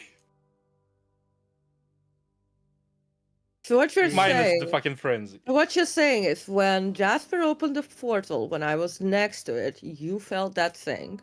Yes. The strong magic. I went into the portal and your magic senses got blasted as if like with sun, like with a massive solar storm. Yeah. And now, what about now? Nada. Fucking And zinch. now nothing. Yeah. Okay, well, I'm also like fine. Can I feel this thing inside of me? No more than you did before. I mean, let's just say that I don't feel anything inside here. Like, just so you understand, I've been yay close to mages. Nah, not the same. I did make a Could pact with Teddy of it is. could I roll perhaps something to try to have an insight of what kind of magic or nature Mate, that this is plant the has? magic of the fucking living. So I'll give you 2 rolls that you can make, Jasper. I want you to make both of them. One of them, I Mhm. want you to roll flat instinct. The other one, I need you to roll into cult. And the I'm gonna. difficulty for the second roll, the intercult, is difficulty 11. So you need 2 10s, plus 1 10 for each one that you get. You better blaze your fucking way out of it, boy. I'm gonna try and reach to the inside with my herbal wisdom. Well, let's say. Oh, it's a really good roll, but not good enough. Miguel, I'm gonna reach in and I'm gonna try to communicate with herbal wisdom with the seed. Okay. I believe that doesn't really require a roll, does it? Well, it's Well, I'm very not gonna low make you. difficulty. I'm not gonna make It's you roll. very low difficulty because it's like difficulty 4. Difficulty 4, something, occult. She's gonna make it. Yeah. It's charisma, occult, and difficulty 4 because that's like level 1. So Hey, so I wasn't wrong for using charisma occult for my player. yeah, it's charisma. So, Makes sense. Iris, as you attempt to communicate with it, you find something that you didn't really expect, or at least that you haven't really expected with, you haven't really experienced with other plants. Usually when you try to communicate with a plant, it's either cryptic or silent, but there's something there, almost like talking, at the very least, worst case scenario, talking with a creature that is ignoring you. That's the least you usually get. You attempt to speak to it, and it's not like it's ignoring you. It's not like it's trying to avoid you. It's like it's staring at you, hearing you, but refusing to answer until something, and you don't know what that something is. Iris is well, tough luck. I'm a Malkavian. I'm gonna base.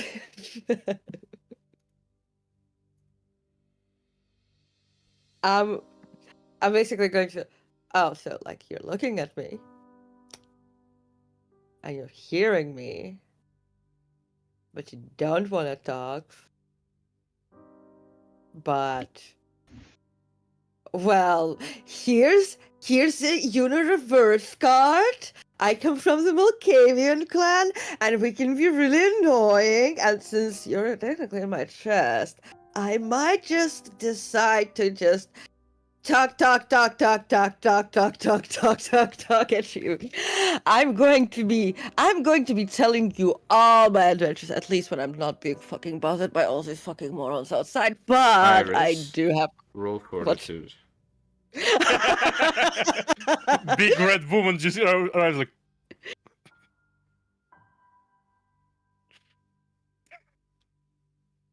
I got 2 successes. Okay. You begin to feel something almost pushing its way through your heart. No. Vicissitudes keeping it in. Well, unfortunately, this is not the type of thing you can really fight back. You can resist it, but it's a ticking time bomb. Fine, I'll stop. Gee. Roll fortitude again. Melissa! the fucking anguish. 1 success. Right, Well, can we this is go a back? soak. This is a soak, so 3 successes. 3 Oh, okay. successes. You Can we go still back? you still feel that pressure and something pushing its way through your heart. It's like it doesn't Wait, want wait. you to be here, basically. I'm like, listen, I'll still have to come back into the Shadowlands. I have the fucking Monos Nigrum. It's Enoch to fucking raid. Okay? We're gonna have to live together. And also, thanks for scaring off that asshole or whatever. I really was just wanting to know what the fuck is going on. Okay. Iris, as soon as you say that small detail, that thanks, About the asshole. the roots or the thing that you feel pushing through your heart stops. I'm sorry to bother you.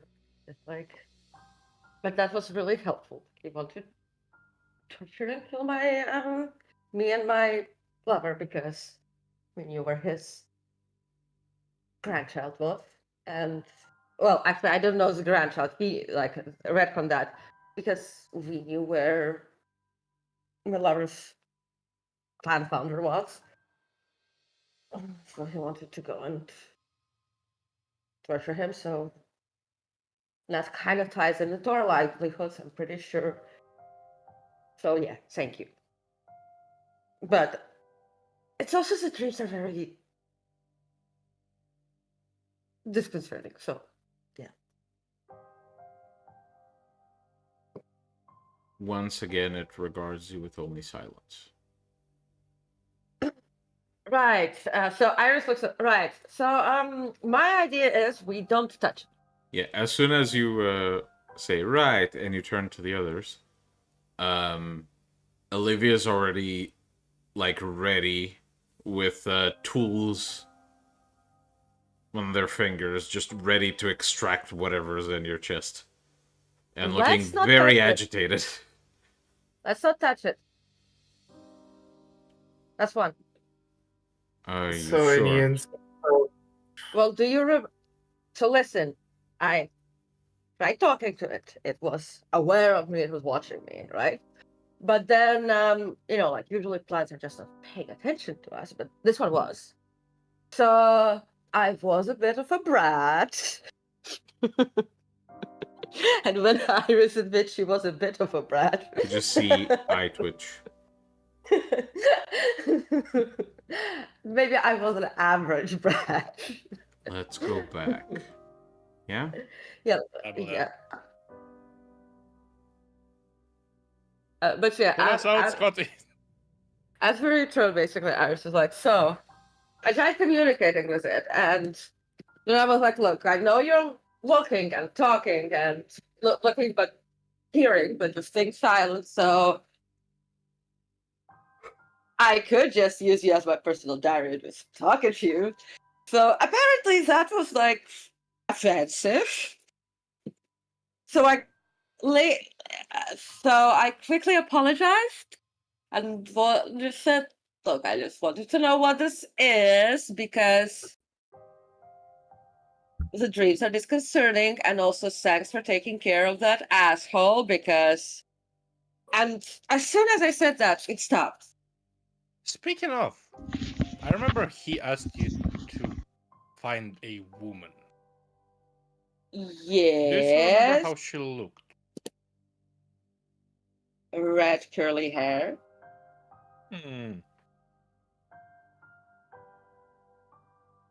Also, actually, Miguel, that guy took once, he pulled out from under the ground a flower.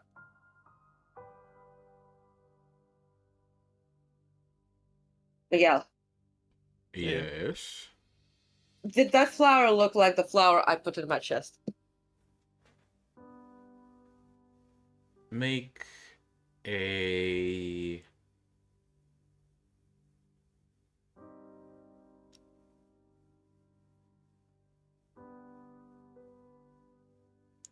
intelligence academics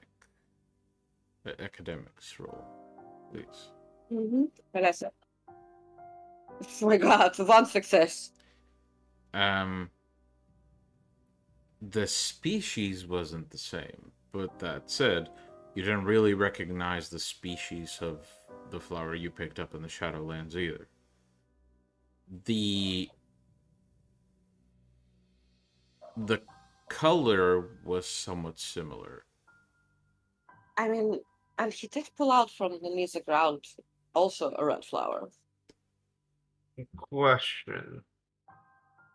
Have I ever seen any other flowers in the Shadowlands? None whatsoever. So, let's be clear. The flower stopped that guy who was looking for a red-haired curly woman,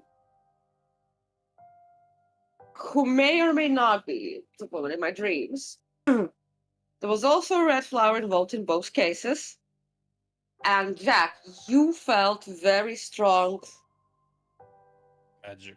mortal magic. Yeah. But that guy was also an ancient vampire. Mm-hmm. Who knows antediluvians? Mm-hmm. That's like at least 10,000 years old. More or less. Well, or like less, like, okay, that is if he was in the first city or something, but if, or like at least 1,000 years old. Either way, it's like very old. Like, it's like, it's way above like age of what mortals can reach.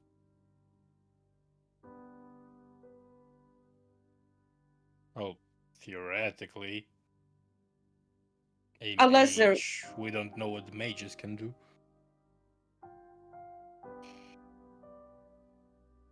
Well, we know that they still die like mortals at their age. I say let's get the fuck out of Shadowlands. We already got up. Okay. Sure. By the way, when Iris left, did Jack feel anything in the Shadowlands?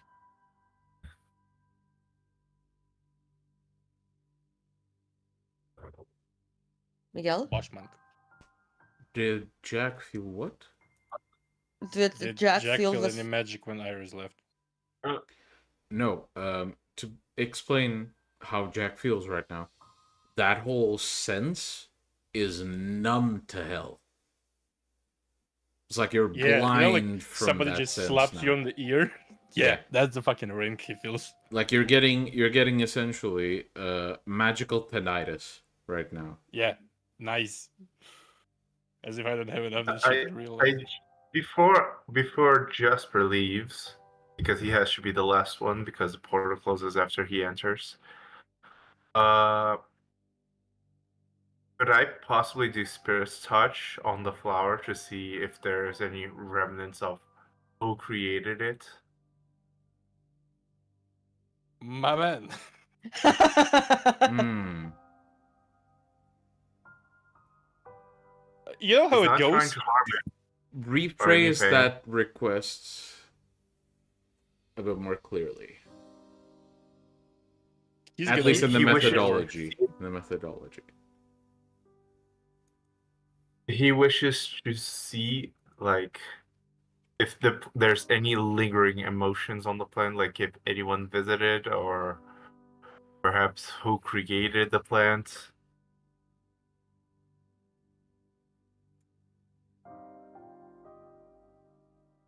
I think this is a... Tell you what. It's a 1 in a million shot, okay? Hmm. You can roll.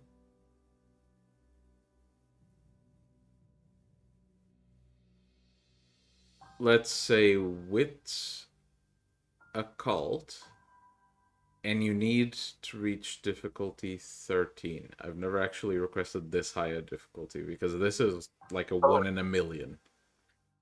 So 3 10s if you don't get any ones. Okay. 3 10s. Willpower. Willpower. I will use a willpower on this. Okay, 2 10s. And no ones, by the way. Come on, pillar. No! No! Well, at least your willpower guarantees it's not a botch. Yeah. Yeah. It is not a botch, and if you hadn't had any ones, that would be a success. But it is not. Yes. You get faint remnants of emotions, but nothing coherent. It feels very negative at best. That's all you can get. Okay.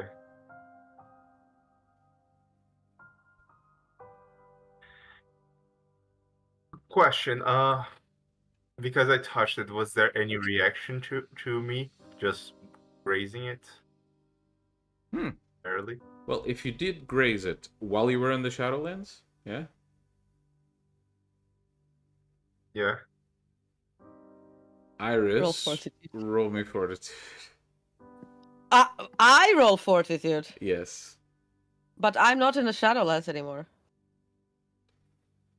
He grazed the plant, what can I say?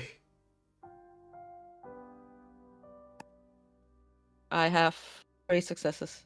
Okay. Iris, you feel like someone just scraped the insides of your chest when Jasper does that.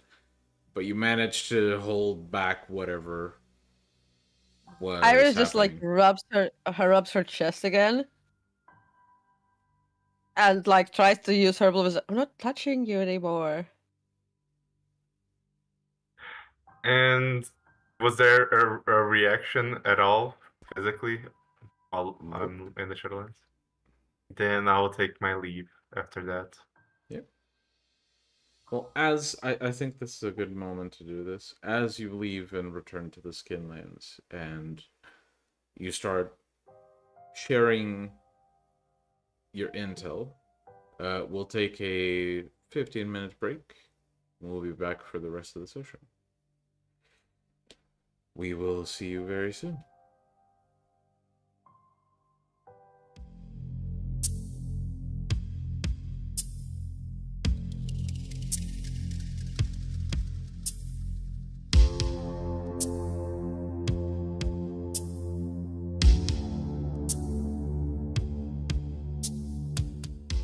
Welcome back. We rejoin 2 of the members of the pack a few hours later, as Aidan makes his way into Iris's office. As he opens the door, he sees Iris making a list. If he catches any words on it, he can tell quite quickly that it's a list of inventory for a project of hers. Though it's hard to tell what it is, what items there are.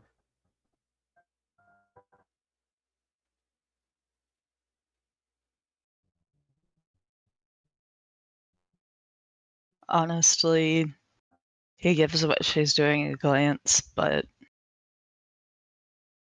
it doesn't really matter much to him yet.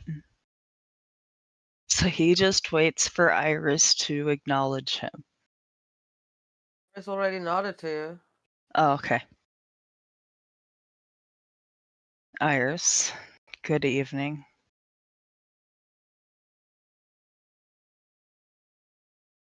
Good evening, Aidan. By the way, given the fact that you're full Sabbat, proper term of address, especially in public, is Your Excellency, not Mother. Understood. Right then.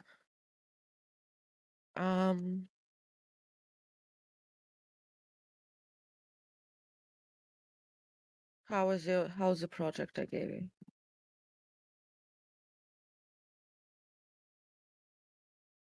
I have been working on the operating system Mm-hmm.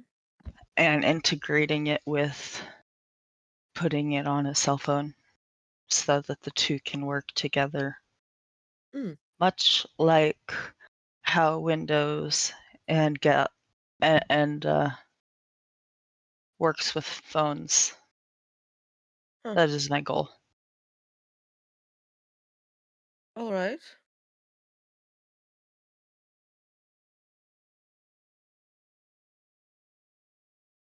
Okay. Mm. So, how long do you think it'll take you? Aidan, Considering yeah, given your recent progress, it shouldn't take you too long. In fact, it's basically ready, apart from a few safeguards you still want to implement. perfect.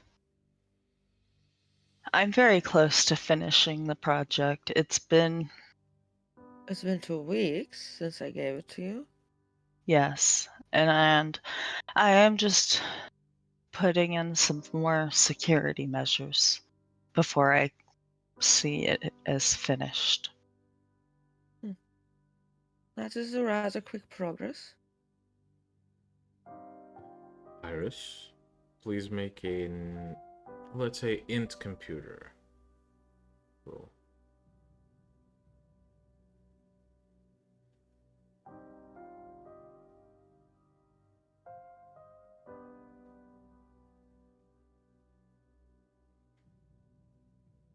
Can I say? 2 successes. Mm-hmm.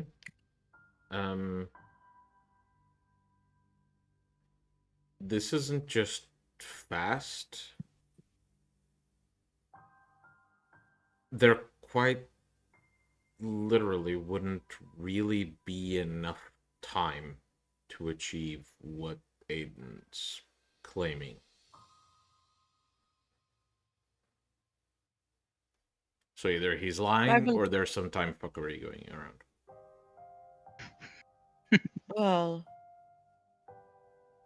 such quick progress would indicate that either you're lying or you've used your powers to expedite the process. And if I have been using my powers just to expedite the process? Well, if last time you said that distortions in time can be detected by your clan. That is true. It would be best for you to change your havens. I'll inform Jack.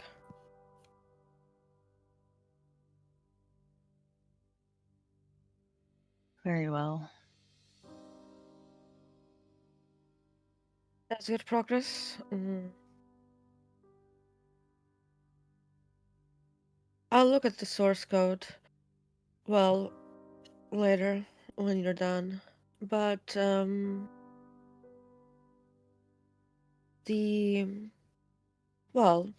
in real life, the rest of it, the lab and so on, that is in a process, but it's gonna take time. Mortals, builders, supply chains are not like you.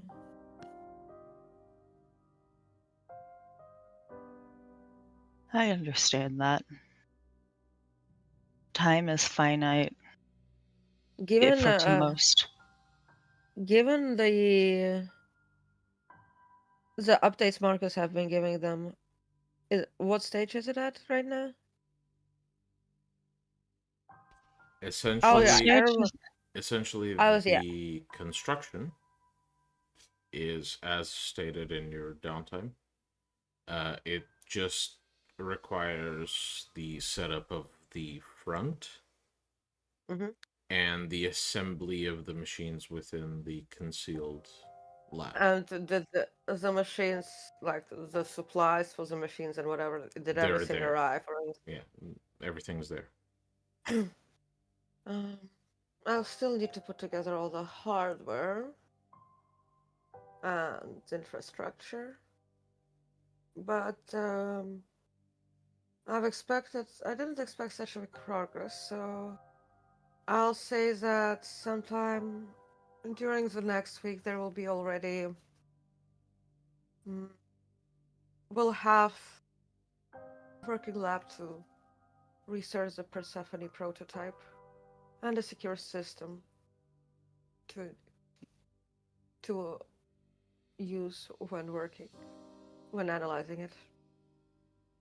Very well. That sounds acceptable. I hope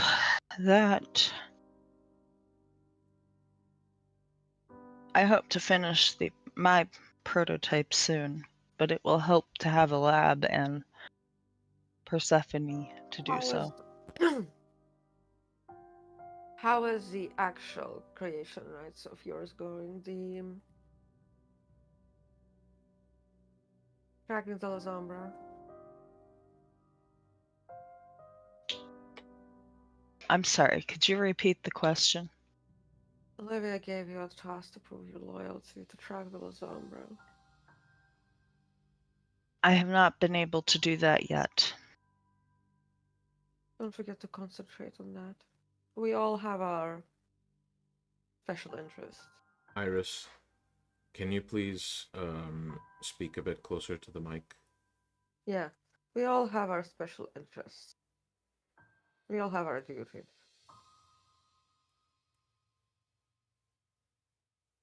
It's important to balance those. Yes, I understand. As of right now, your status is such that, well, if the Black Hand wanted to kill you, they could.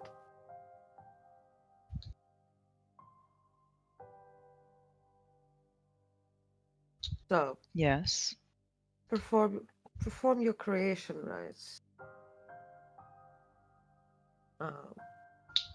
because that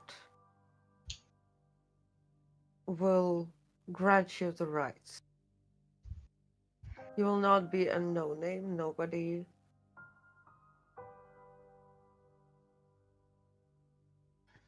Despite your special abilities and so on, in the eyes of the law, that's your status. I'm aware. And that is me speaking. Like, we're not speaking about your status as a defector and so on, and everything that me and my pact knows about. I'm talking strictly about you are valuable, right, with your knowledge with Stalmahara, but we don't go yelling about them. Nor can we. So, if your persona catches interest of others or otherwise they seek to interfere, you have no rights as false Sabbat. Only we can claim ownership of you, but property damage is not the same as homicide. So do focus on that too.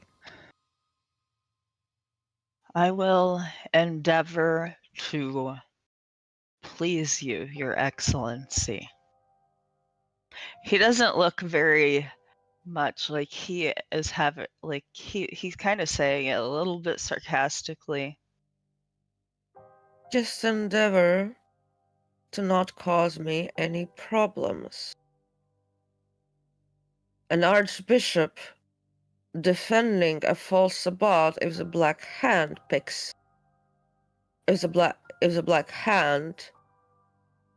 deems them dangerous or otherwise is suspect, and regardless of your value, I will not be throwing myself under the bus for you. Do you understand? I do That is, understand. it is not about pleasing me. It is about doing what you came here to do. As far as I remember, you wanted a place where you could be safe from the Tal Mahara. Well, in this place, first you got to get your citizenship to have that. So get that citizenship. But I get that Persephone and the labs, and given your special interest in all of that, is very distracting. But sort your legal status out first. I cannot. The Tal Mahara has people even on the inside of the Black Hand. If they're directed towards you, my hands are tied. They'll have no reason to eye me. Yes, but if they're directed by the Tal Mahara towards you, that's a whole other thing. Yes, I am saying I will follow your instructions to the letter. Then please proceed. I'll let you know when the lab is done. Very well. By the way, Iris reaches into a drawer, takes a paper, and she slides to Aidan. I've been doing my own watching of the La Sombra.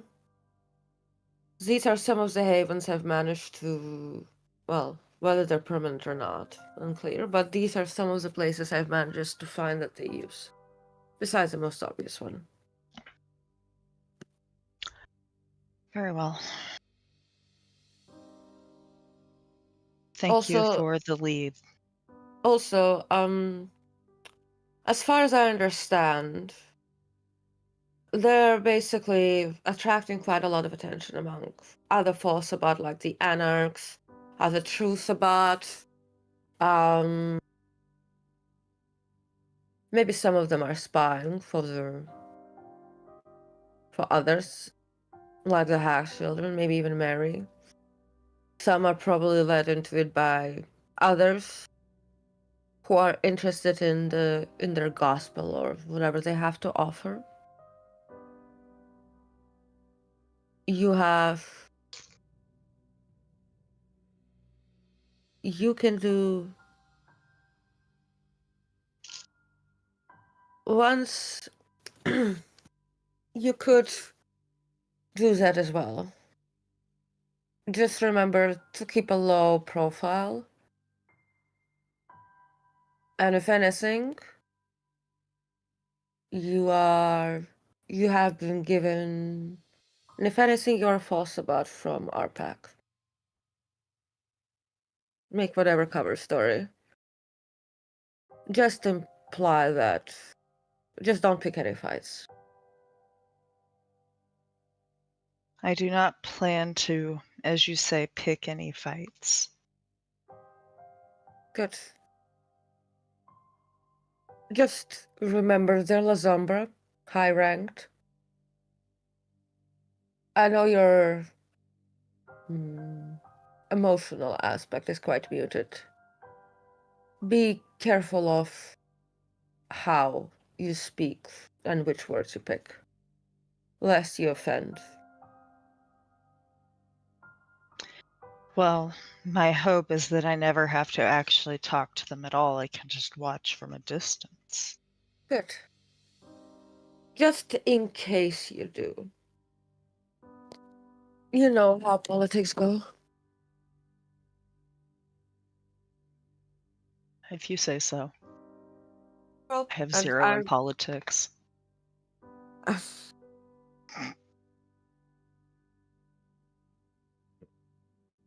And given his emotionless attitude, Iris probably just looks at him and is like, I know what's going on in his head.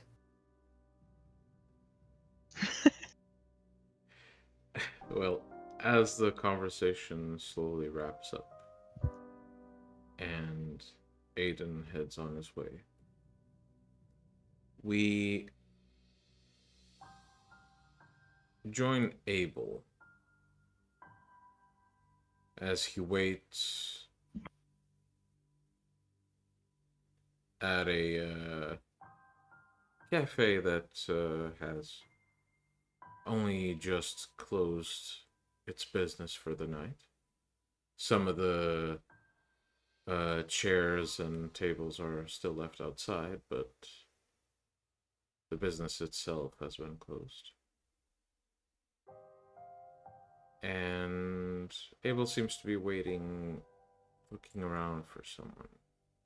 What is Abel doing to pass the time?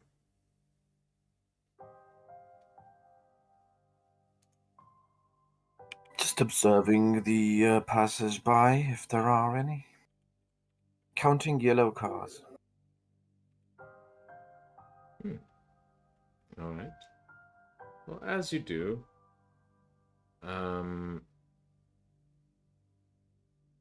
eventually you get a text from Caroline.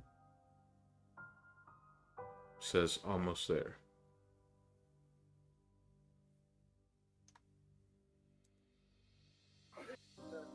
I will switch on the supervision part of my aspects.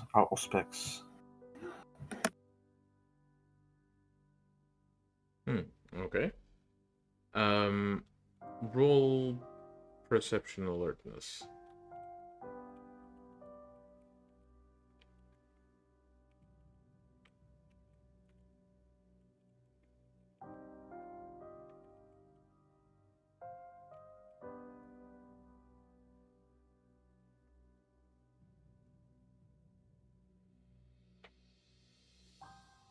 Okay.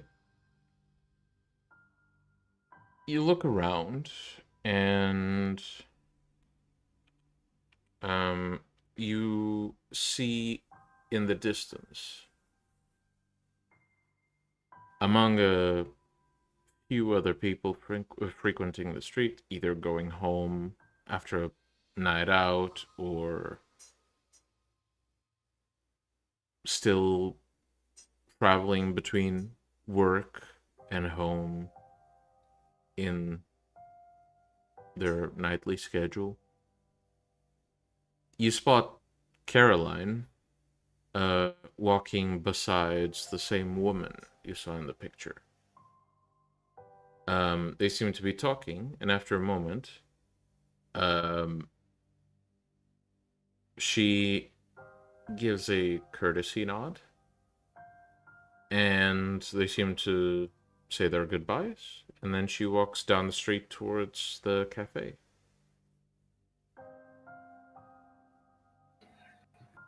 The woman or Caroline? Caroline. And what does the woman do? Simply walks the other direction.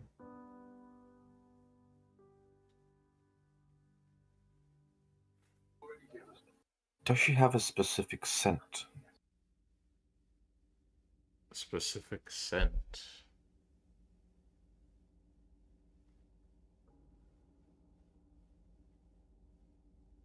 Given that you have... I will try to pinpoint her scent. Okay, so given that you have aspects activated on vision... I'll switch. Okay. Let's say wits and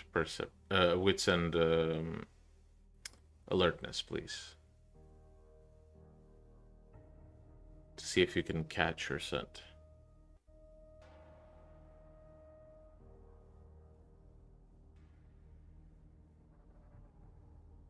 Wits and perception? Mm-hmm. No, wits and alertness. Sorry. Wits and perception is a roll that wouldn't really work.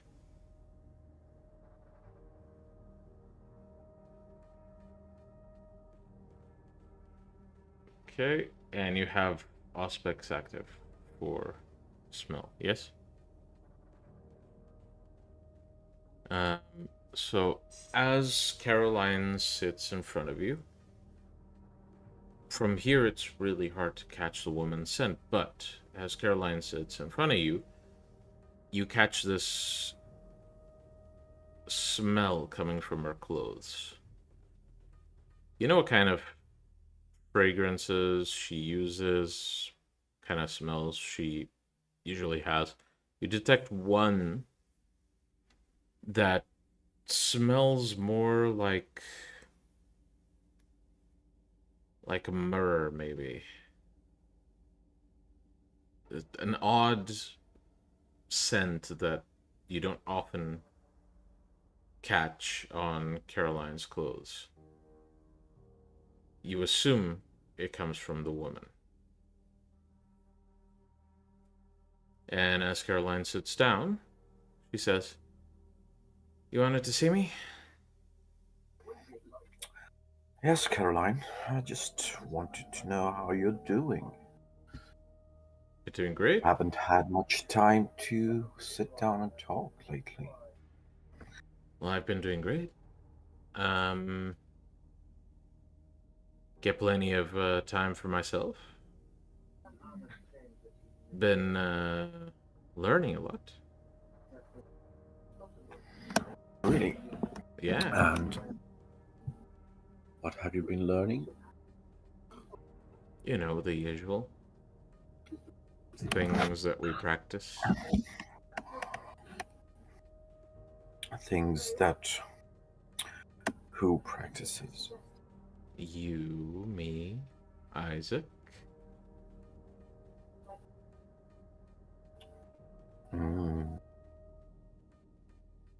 Oh, we don't necessarily all practice the same things now, do we? I'm sure we do. Isaac did give me a list of things I had to be careful about, which I am. But as far as I know, the more I know about it, the more I attune to it, the less it can manipulate me.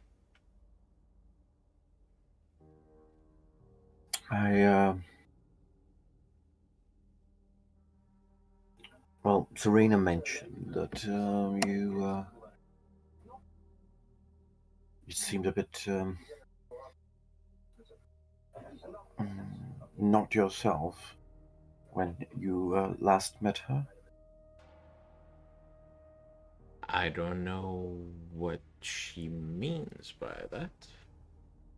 What kind of vibrations am I getting off her? You get the sense that it's not necessarily that she thinks she did something wrong. It's more that she feels a bit anxious about something, almost like she's being careful about what she says. That's the type of emotional resonance you get. You get this hesitation, this really nervous need to curate her words.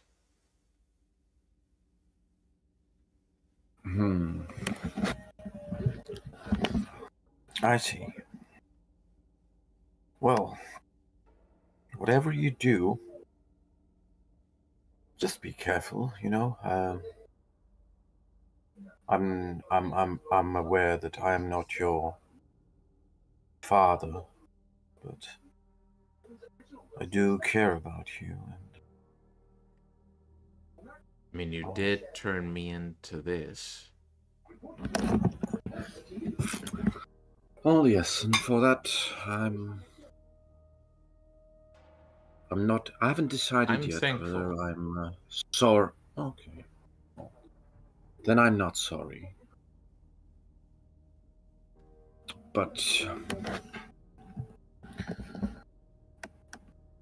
please don't give me any reason to be sorry. Why would I? Oh, you are new to this world. I'm not as new as you might think. I did survive with the Anarchs for a while. It is true, but you still have decades and centuries ahead of you to search who you really are, so don't take everything that is being offered to you for granted. Use your own mind and heart to learn what's the truth and what's not. Well, how are you and Vivi doing?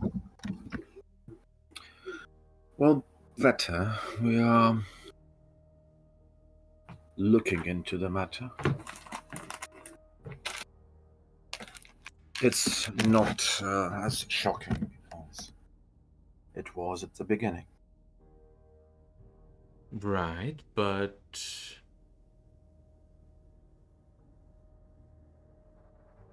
how are you and Vivi doing?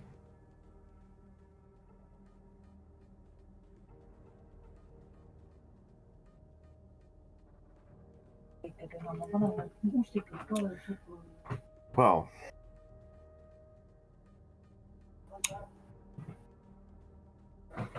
I think we are stronger than whatever it is that is being thrown at us right now. Well, I can tell you that soon enough I'll be able to track it down and get rid of it myself. If the two of you don't manage by yourselves, which I'm sure you could, given enough time. If I do well, that problem won't last much longer. If I don't, well, I suppose I'll just need to keep practicing.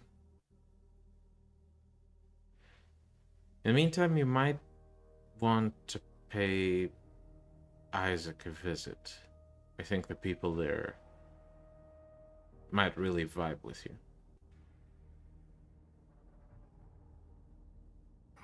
Really? Uh, like the woman that you came here with? You saw her?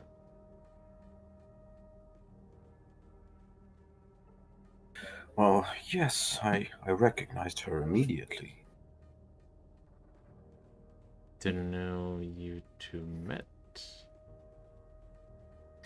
I've seen her in the pictures Pictures of you and her.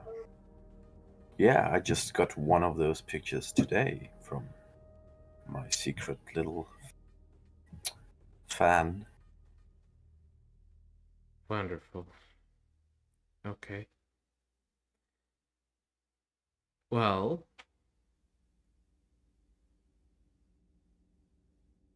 she's my current mentor. I see. And she's now mentoring Isaac as well? In a way, making sure Isaac stays on a leash.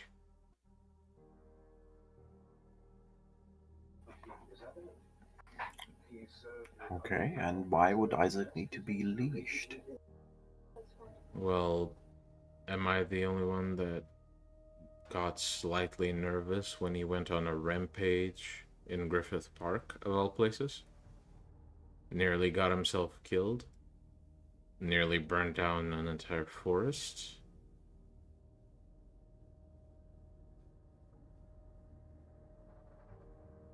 I suppose it was a bit much. But we got over it, didn't we?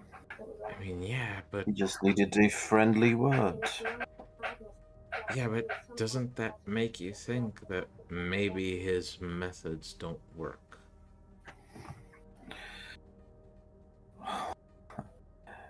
Well, you can try whatever methods you want. In the end, it's about the one who's holding the tools, I guess. I suppose. Then again,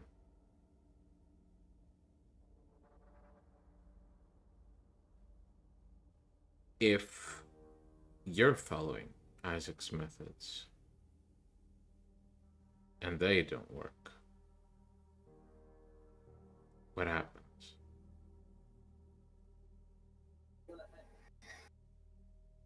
Well, it hasn't happened. Not yet.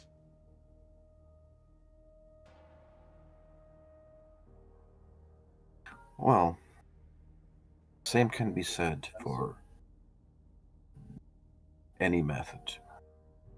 Sure. I suppose best we test them all then. No?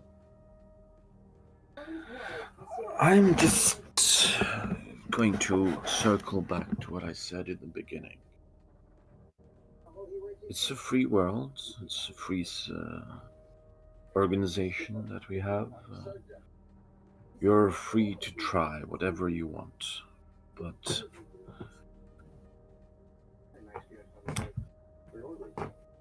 you only get a second chance. Well, I'll be sure to not need it.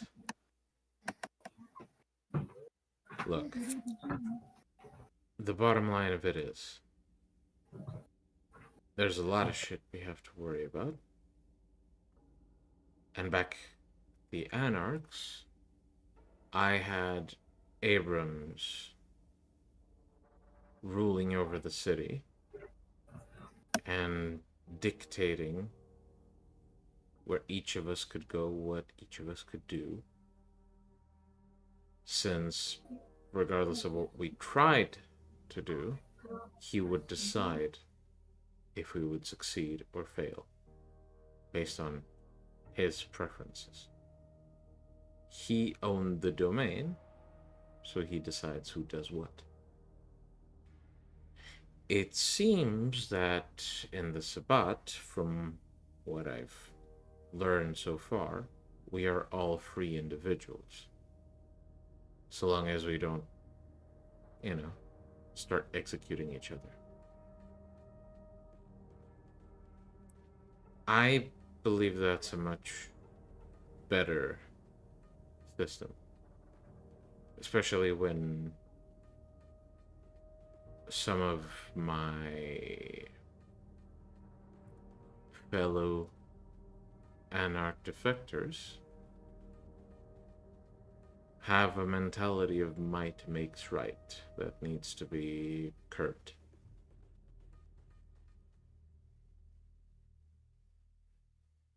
Yes, about that. Somebody would need to keep an eye on those people. Yeah, turns out,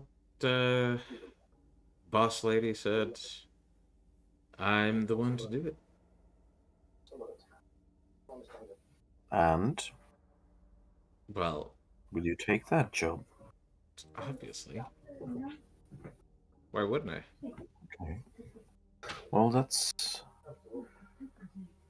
a lot of trust that is being placed in you. It's a lot of control that's just being handed to me. You mean?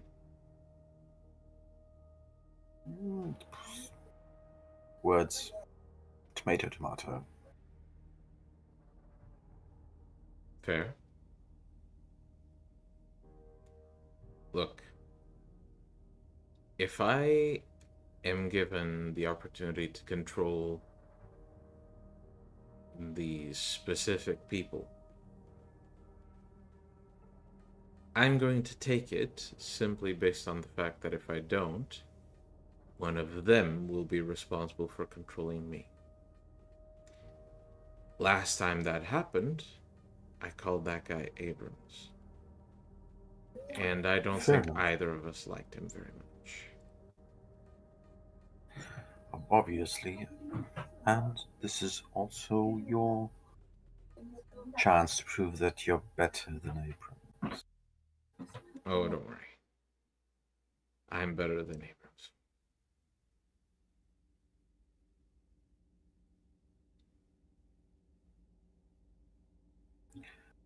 Anyway, go see Vivi Why? when you can. Just... I think she would like that. Just, waking up to,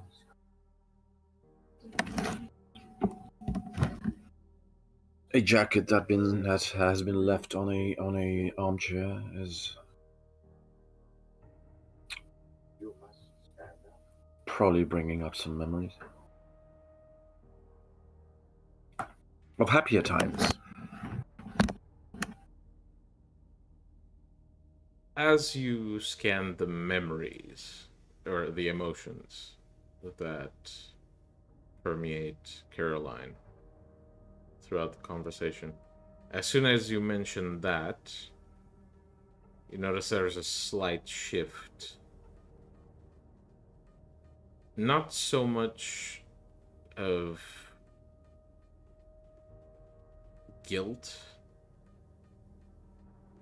Well, not so much of a regret as of guilt.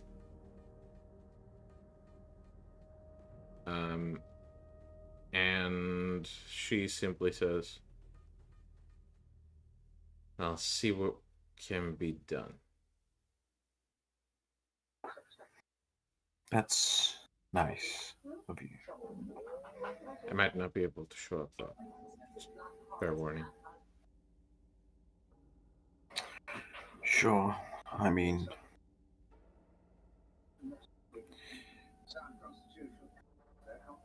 Well... I guess, families are just meant to be lost sometimes. And I emphasize that sentence. Okay. And now you get something that you didn't expect. When you mention that, you get relief coming off of Caroline. And she simply says, well, I suppose we all have to get over it at some point, don't we? Yes, and, you can always get a new brother, right? Not getting a new brother. Oh, who's this Robert dude, then? Bobby is someone who I used to know. Someone I know has capabilities that would be useful. Especially to catch whoever is bothering us. And if I can have him in my pack, it means I can use him to get at whoever this is. So, you're using someone as a decoy. Decoy? More like a bloodhound.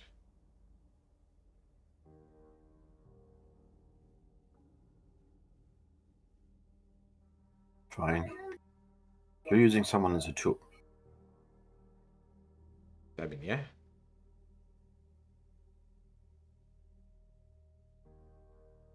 Look, it's fine. He's not gonna do anything that will fuck us over in the end. He's some geek.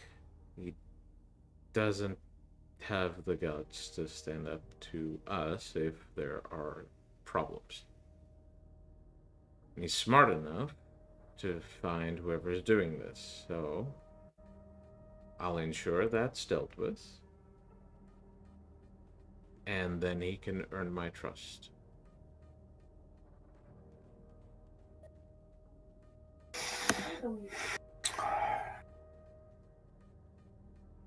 All right.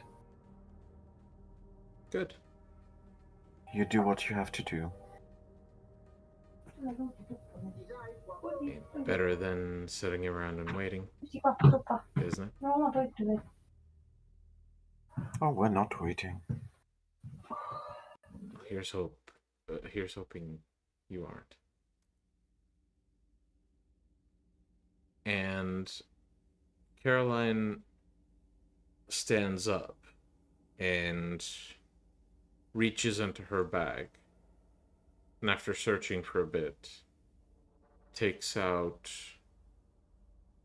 a small card, makes sure it's the right one, and tosses it on the table in front of you, and says, if you do need to talk with my mentor, just go to the church, there's the address, and ask to speak to the nun. I'm sure she can put your mind at ease. Is that her real name? It's the name she uses.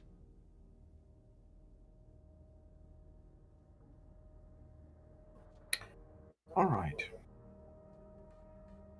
Maybe I'll drop by sometime. Good. Look forward to seeing you there. And with a wink, Caroline begins to walk away.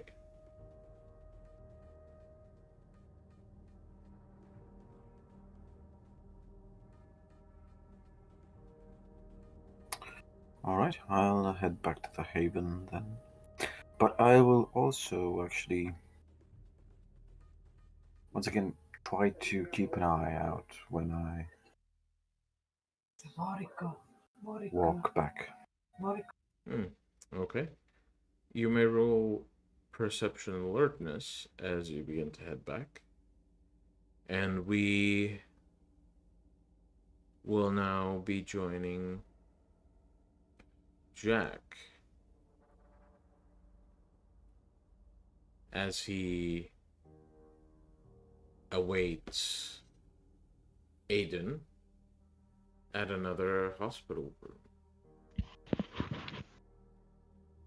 Well, he will Might I have tasked Lieeya to arrive as well?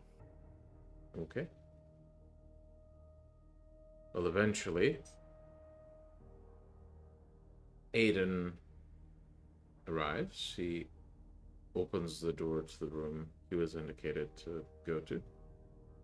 And what does he see, Jack? By the way, Lieeya is not here yet. Jack is probably like in some office, just sitting at the table. Maybe reading some book. On hard conditions.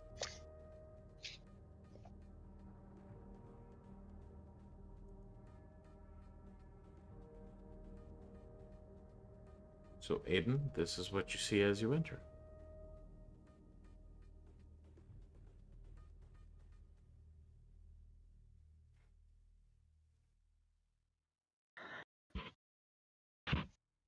I am really sorry, but something distracted me. I had a squirrel brain. It's okay. It's okay. Jack was just like sitting in the chair and like some empty office. Like the person who uses the office is not there right now. And Jack is like reading some medicine book on heart conditions. Oh, okay. He will just step in and glance at the book. Shrug, because he doesn't know medicine. Sorry about the technical difficulties. Internet went down. Anyway, as we were discussing, Aidan makes his way into the room and sees Jack reading a book about heart conditions. He speaks up to greet Jack. Yeah. Hi there. Have you met my ghoul, perchance, or she's slightly late? I have not yet had the opportunity, no.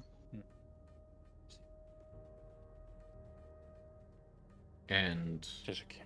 as you say that, Aidan, bursting through the door comes this young woman with shoulder length blonde hair with some like a painted blue stripe on it, wearing some sort of alternate fashion and carrying essentially a pile of books on if you had to guess just on the cover, like if you had to judge the books by their cover, you'd say occult or ritualistic topics. And she Okay. essentially makes her way in, both hands busy and trying to maneuver the door with just her foot, and says, "Sorry, I'm late. Sorry, I'm here." That's okay. We didn't went too far. But yeah, I arranged for a change of clothes because today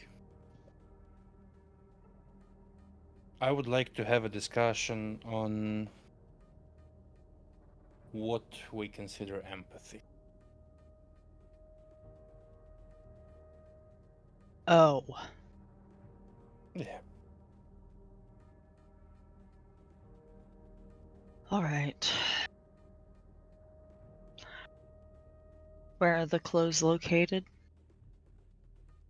I'll just give him like fake or like fake-ish pass IDs for the hospital. Like there's like a number of locker on the back. Yep. Do you give one for each of you, or is someone exempt from this? I will give one per. Because my ghoul is fresh and learning this shit. Mm-hmm. Hands-on approach. So, Aidan, you and Lieeya basically get this small card that you can hang on your clothes, like on your breast pocket. That essentially gives you visiting rights around the hospital. More like students. Oh, Learn. okay. So you want to give like resident type of, or like okay. like student basically who can't do really much, but like for the purpose of learning. Yeah, I think that's they can residency. observe. Yeah. Yep. And yeah, Lieeya basically clips it onto her post. I'll do the same. So what's this about empathy?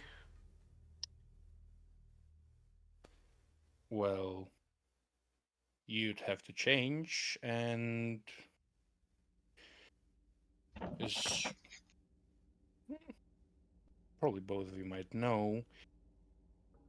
Killing is what we do, but the question is, how do we decide who we can or cannot kill? You'll each will do some rounds, look around. There's not much people here tonight. And I'd like you to give me a candidate among the patients who will die. Okay, boss. Anyone in particular we should be looking for? No, but I will ask you to explain your choice. Uh-huh. All right.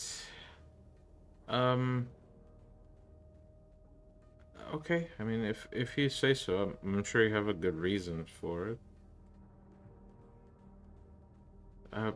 Are we doing this together or?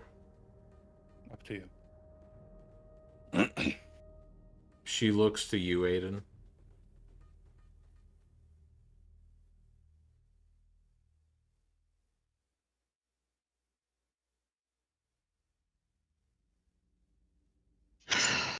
I will assess the patients then. He actually goes through the effort to try and smile.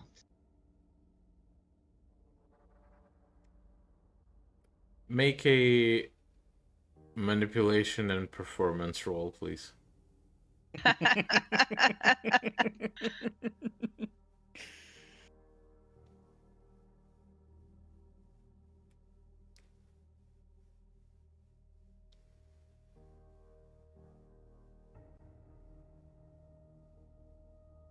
Little did Lieeya know. The entire reason the person's gonna die is just to see how they hold up for no empathy.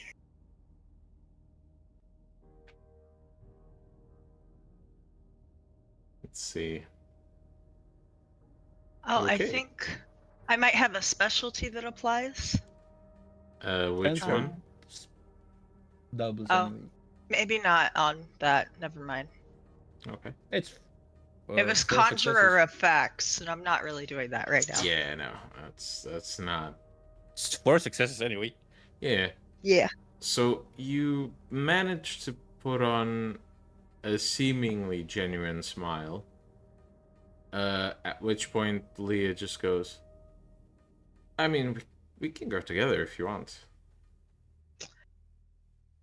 Sure, why not? As he says, keeping up the vibe. Dead Still inside. smiling cheerful. Yeah, dead inside, smiling cheerfully. Yeah, and you and Lieeya basically head out, leaving Jack in the office. As you wander the hospital, you find a number of patients resting in the night. Each one in each pair of patients resting in a room with clipboards with the details about the patient itself. You pass by a number of currently dying patients. Some of them older, some of them younger, some of them have a bunch of flowers and gifts. A couple of them have nothing, which kind of gives you the idea that either they don't really have family, or they got here recently. They don't have anyone that really cares about them enough. You do find some patients that are there just sick, but on the road to recovery, even though they are still severely like ill and still need rest at the hospital. And again, some of them have plenty of evidence of outside connections, while others don't. Lieeya ends up narrowing her choice. Actually, Aidan, perception and empathy, please. Oh, to I see do if you actually can. have that. Yay. Let's see if you can actually spot. No, not that one.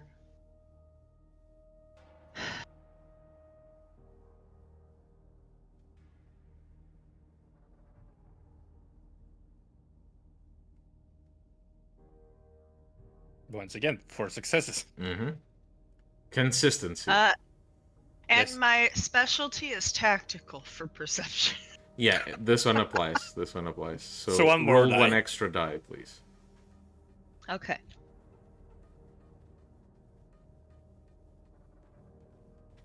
Okay, it did make a difference. So, she doesn't say it out loud, but the choice she ends up making, Lieeya basically narrows her choice down to this incredibly old lady who's very clearly at the end of her life. Prognostic isn't great. She doesn't have a lot of connections outside. So it looks like she's essentially resting on her deathbed alone, just waiting for it to be over. Lieeya ends up picking this one.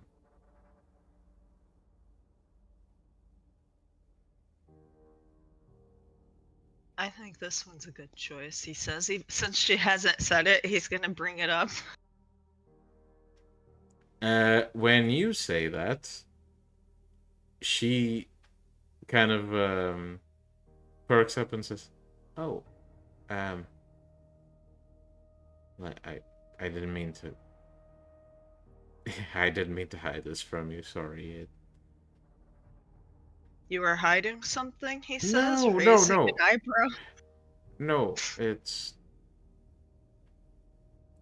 Well, I wasn't sure of my choice. So, yeah, I'll just. Yeah. It's based in logic. Never doubt your logic. Well, someone has to die. Might as well be the person who's not gonna really affect anyone. Well, is she the one that is suffering the most? I would be if I was in this position.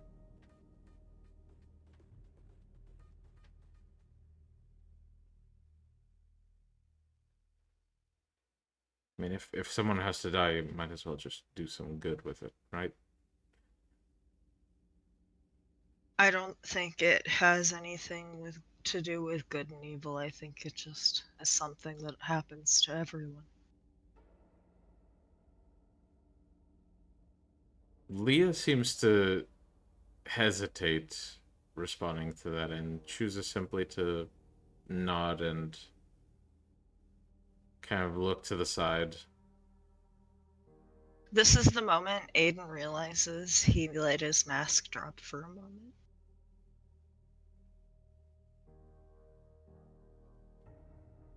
And which patient does Aidan choose?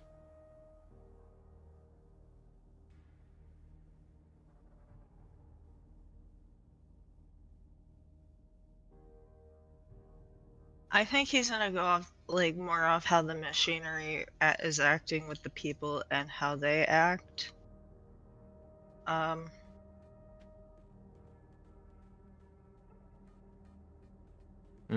In what way? Like, what would Aidan be looking for, essentially? Things like really high blood pressure showing someone's in pain. And then they don't have a good prognosis, that kind of thing. Okay.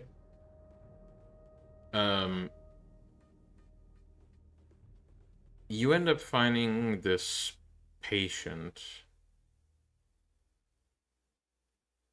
The prognosis is borderline terminal. There are very few chances that he'll make it out alive. It's this middle-aged man who's essentially connected to this machine that gives him a button. Every time he presses the button, he gets an injection of morphine to deal with the pain of his condition. And he doesn't seem to be able to sleep. You approach and read his chart, and he seems to look at you like with this mix of pleading and annoyance. Like the type of look that screams at you, "Why aren't you helping me?"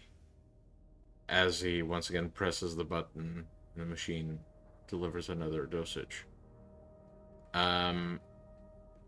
Yeah, he... What do you want? I'll ask him, what do you want? This machine has a limit. It's not enough. It still hurts.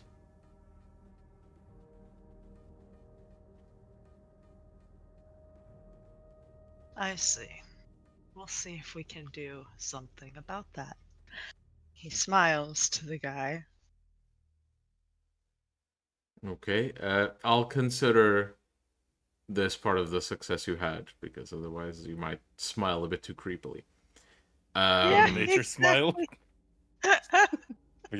So you smile to the guy, and he just gives a nod with a frustrated grunt as he once again presses the button and gets frustrated and just hits the button on the bed and presses it over and over because it's not delivering the dosage it's supposed to. And do you choose this man? Yes. Okay. You and Lieeya end up going back to the office where Jack awaits your verdict.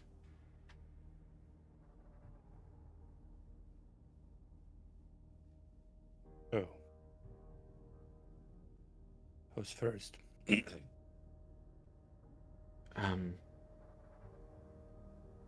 Lieeya places the chart of the old lady on the desk.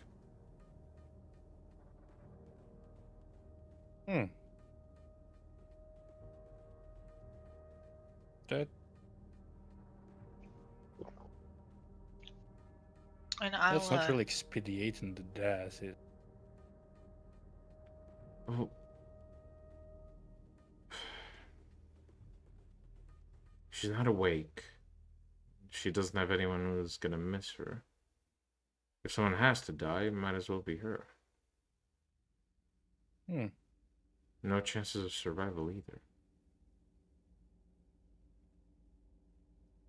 It's life. No one gets out alive. He says, smiling, like, making a joke.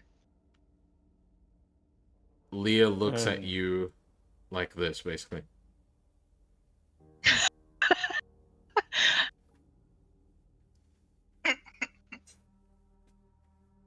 And what about you, Aidan? I'll offer you a file with my choice. Any rationale?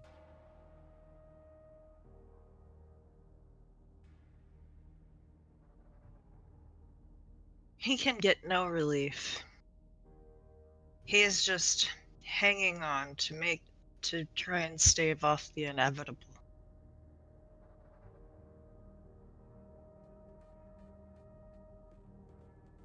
Those two seem like wise choices, right? From Project? From your morality, the fact that Aidan didn't mention that the purpose is to give the man an escape from the pain, the fact that this man is basically clinging to life despite how much it fucking hurts. The death isn't framed as an escape, so it could be considered valid within the path. You'd have to explore more of the reason, though. I'm more considering that he's fighting, trying to fight, like stave off death when when it's his time anyway, and that's not, like, yeah.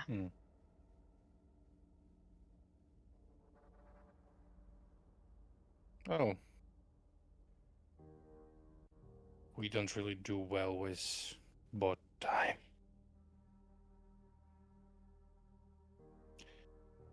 Let's see the grandma first.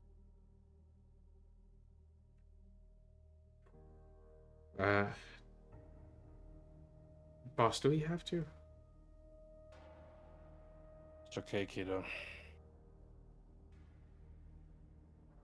She will die eventually. Yeah, but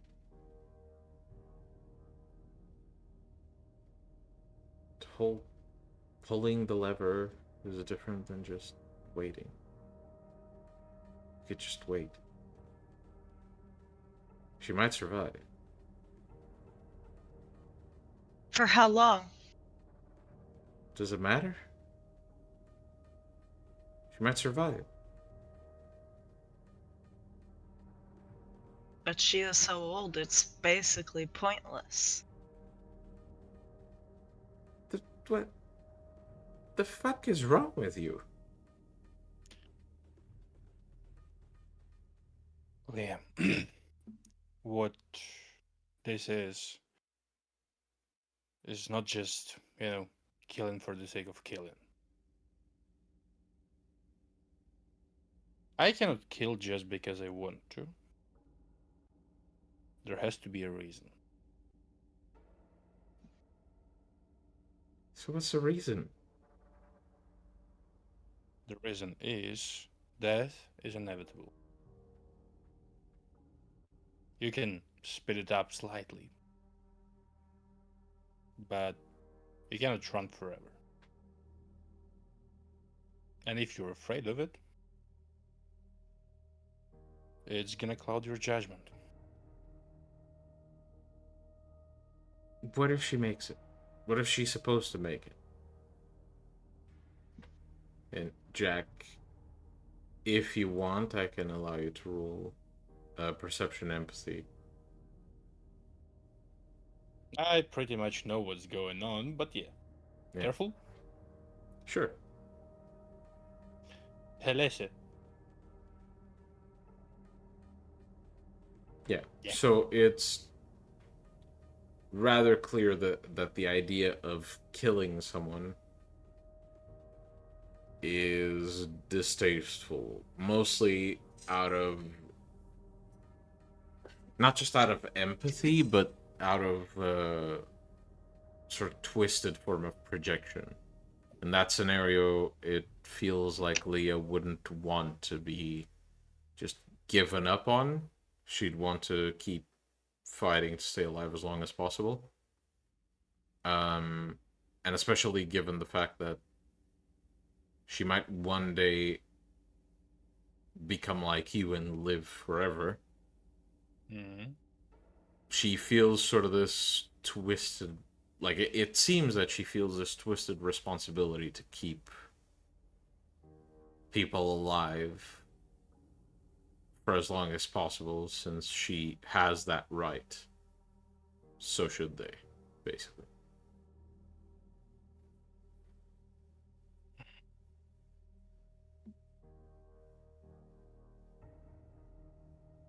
Well, yeah, you might be embraced far sooner than you would anticipate. And in our field of work, killing is part of the job. Sometimes people just deserve to die. Yeah, but why does she? Why does anybody else? She might survive for another day just for electricity to cut out and she'll die. How much does it cost to keep her alive? What does that matter? If you must triage, that is part of how you do it. It's not a point of triage. People should be kept alive as long as possible. They'll die when they're supposed to die, but You don't just lop heads off left and right just because it's cheaper. No, my thought is that, well, for mine, that we would cause the morphine to give a sudden overdose for him. It's not about the method. The fact that you're doing it. It's wrong. She's not holding a gun to our heads. She's just trying to exist. It's not a sin. Or maybe So if you're she just too had a soft. gun to your head, she wouldn't.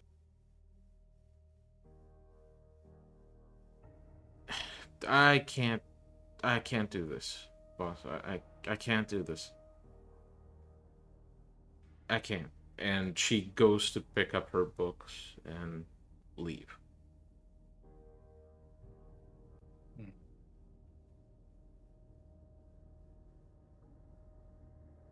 Well, it'll take a bit longer then.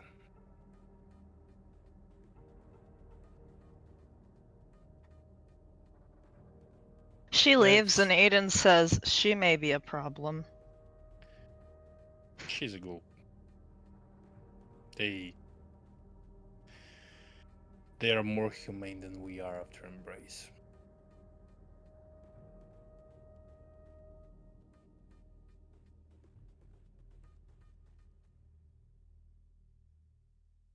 But I do like your idea of morphine overdose.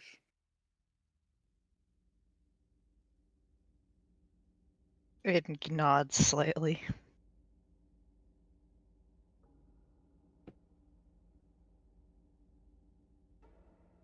Would you be able to make it by yourself, or? I'm not as familiar with the machinery in a hospital as Cardiac arrest it is.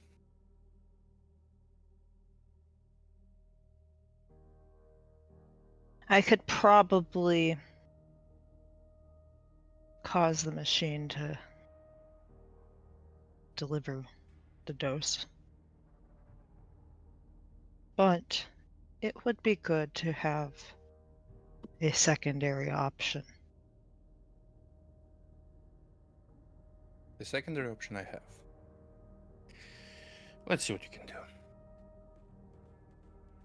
All right. Both of you walk down the hall, passing by the old lady that Lieeya selected. And you reach the man's room. He, still frustrated, continues to press the button until eventually the machine makes a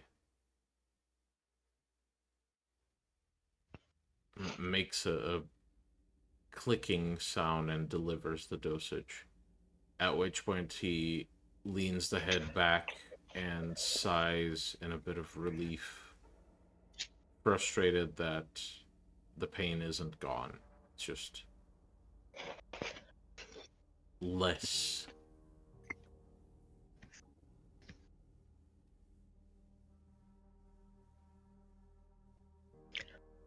Then,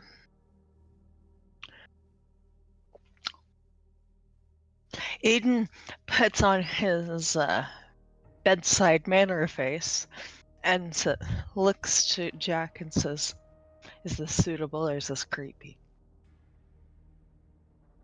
Let's see. It's an equal measure of both at this point. Tone it just a bit down. He will.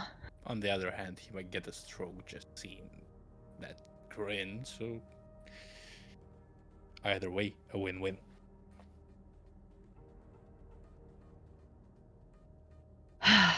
He will tone it down a couple degrees. Mm-hmm.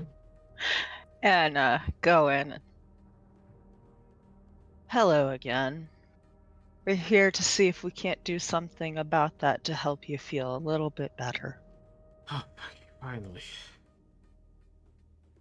Just make it quick. Of Jack will course. telepathically connect to Aidan and like remind about gloves. No trail. Yeah. He glances at Jack and just sort of nods. And will do the doctor thing where you wash your hands and then you dry them and put gloves on. He's gonna do that. Yeah. Yep. It doesn't take you very long. And once your gloves are on, what do you do? I am going to walk over to the machine that has morphine within it, and I am going to do a technology roll. Mm-hmm. Please do. My specialty is improvised solutions. I'm It improvising. applies. That It applies. should apply. Yeah. It applies. So int tech. Yes. We're improvising overdose machines tonight. I'll give you the choice in tech or with tech. I have higher intelligence. Yeah, then you can go int tech. Yes, thank you. Holy shit. Holy Jesus. shit, indeed. Jesus. Okay. Jesus. So these machines usually have like a plastic cover that's unlocked with a key with the dosage marker inside that you can tweak. Because you sort of want it to be, kept strictly seen as an accident or a malfunction, you instead take essentially a screwdriver and you remove the back of the machine and simply unplug one of the wires in there that controls the closing mechanism of the valve. And then you close the machine back up. And you basically know this will guarantee the guy dies the moment he delivers the next dosage.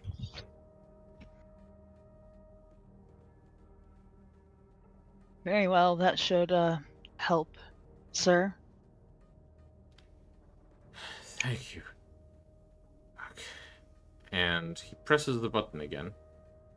And you hear that same click and the sound of the liquid being pushed through the tube. Only the sound this time continues. And continues. And continues. And I'm just gonna turn and walk out. Okay. Yeah, as you walk out, you just hear the huffs of the man slowing and slowing. And eventually you begin to hear beeping sounds coming from the machine. And Jack, before you leave, you just lean over to the machine. You press a button and the beeping stops. And as both of you turn to leave, the man slowly stops shaking and goes limp. And that is where we will end tonight's session. We hope you enjoyed, and we will return next week with the next episode of Beyond Armageddon. Remember to subscribe. We'll see you next week. Bye-bye. Bye.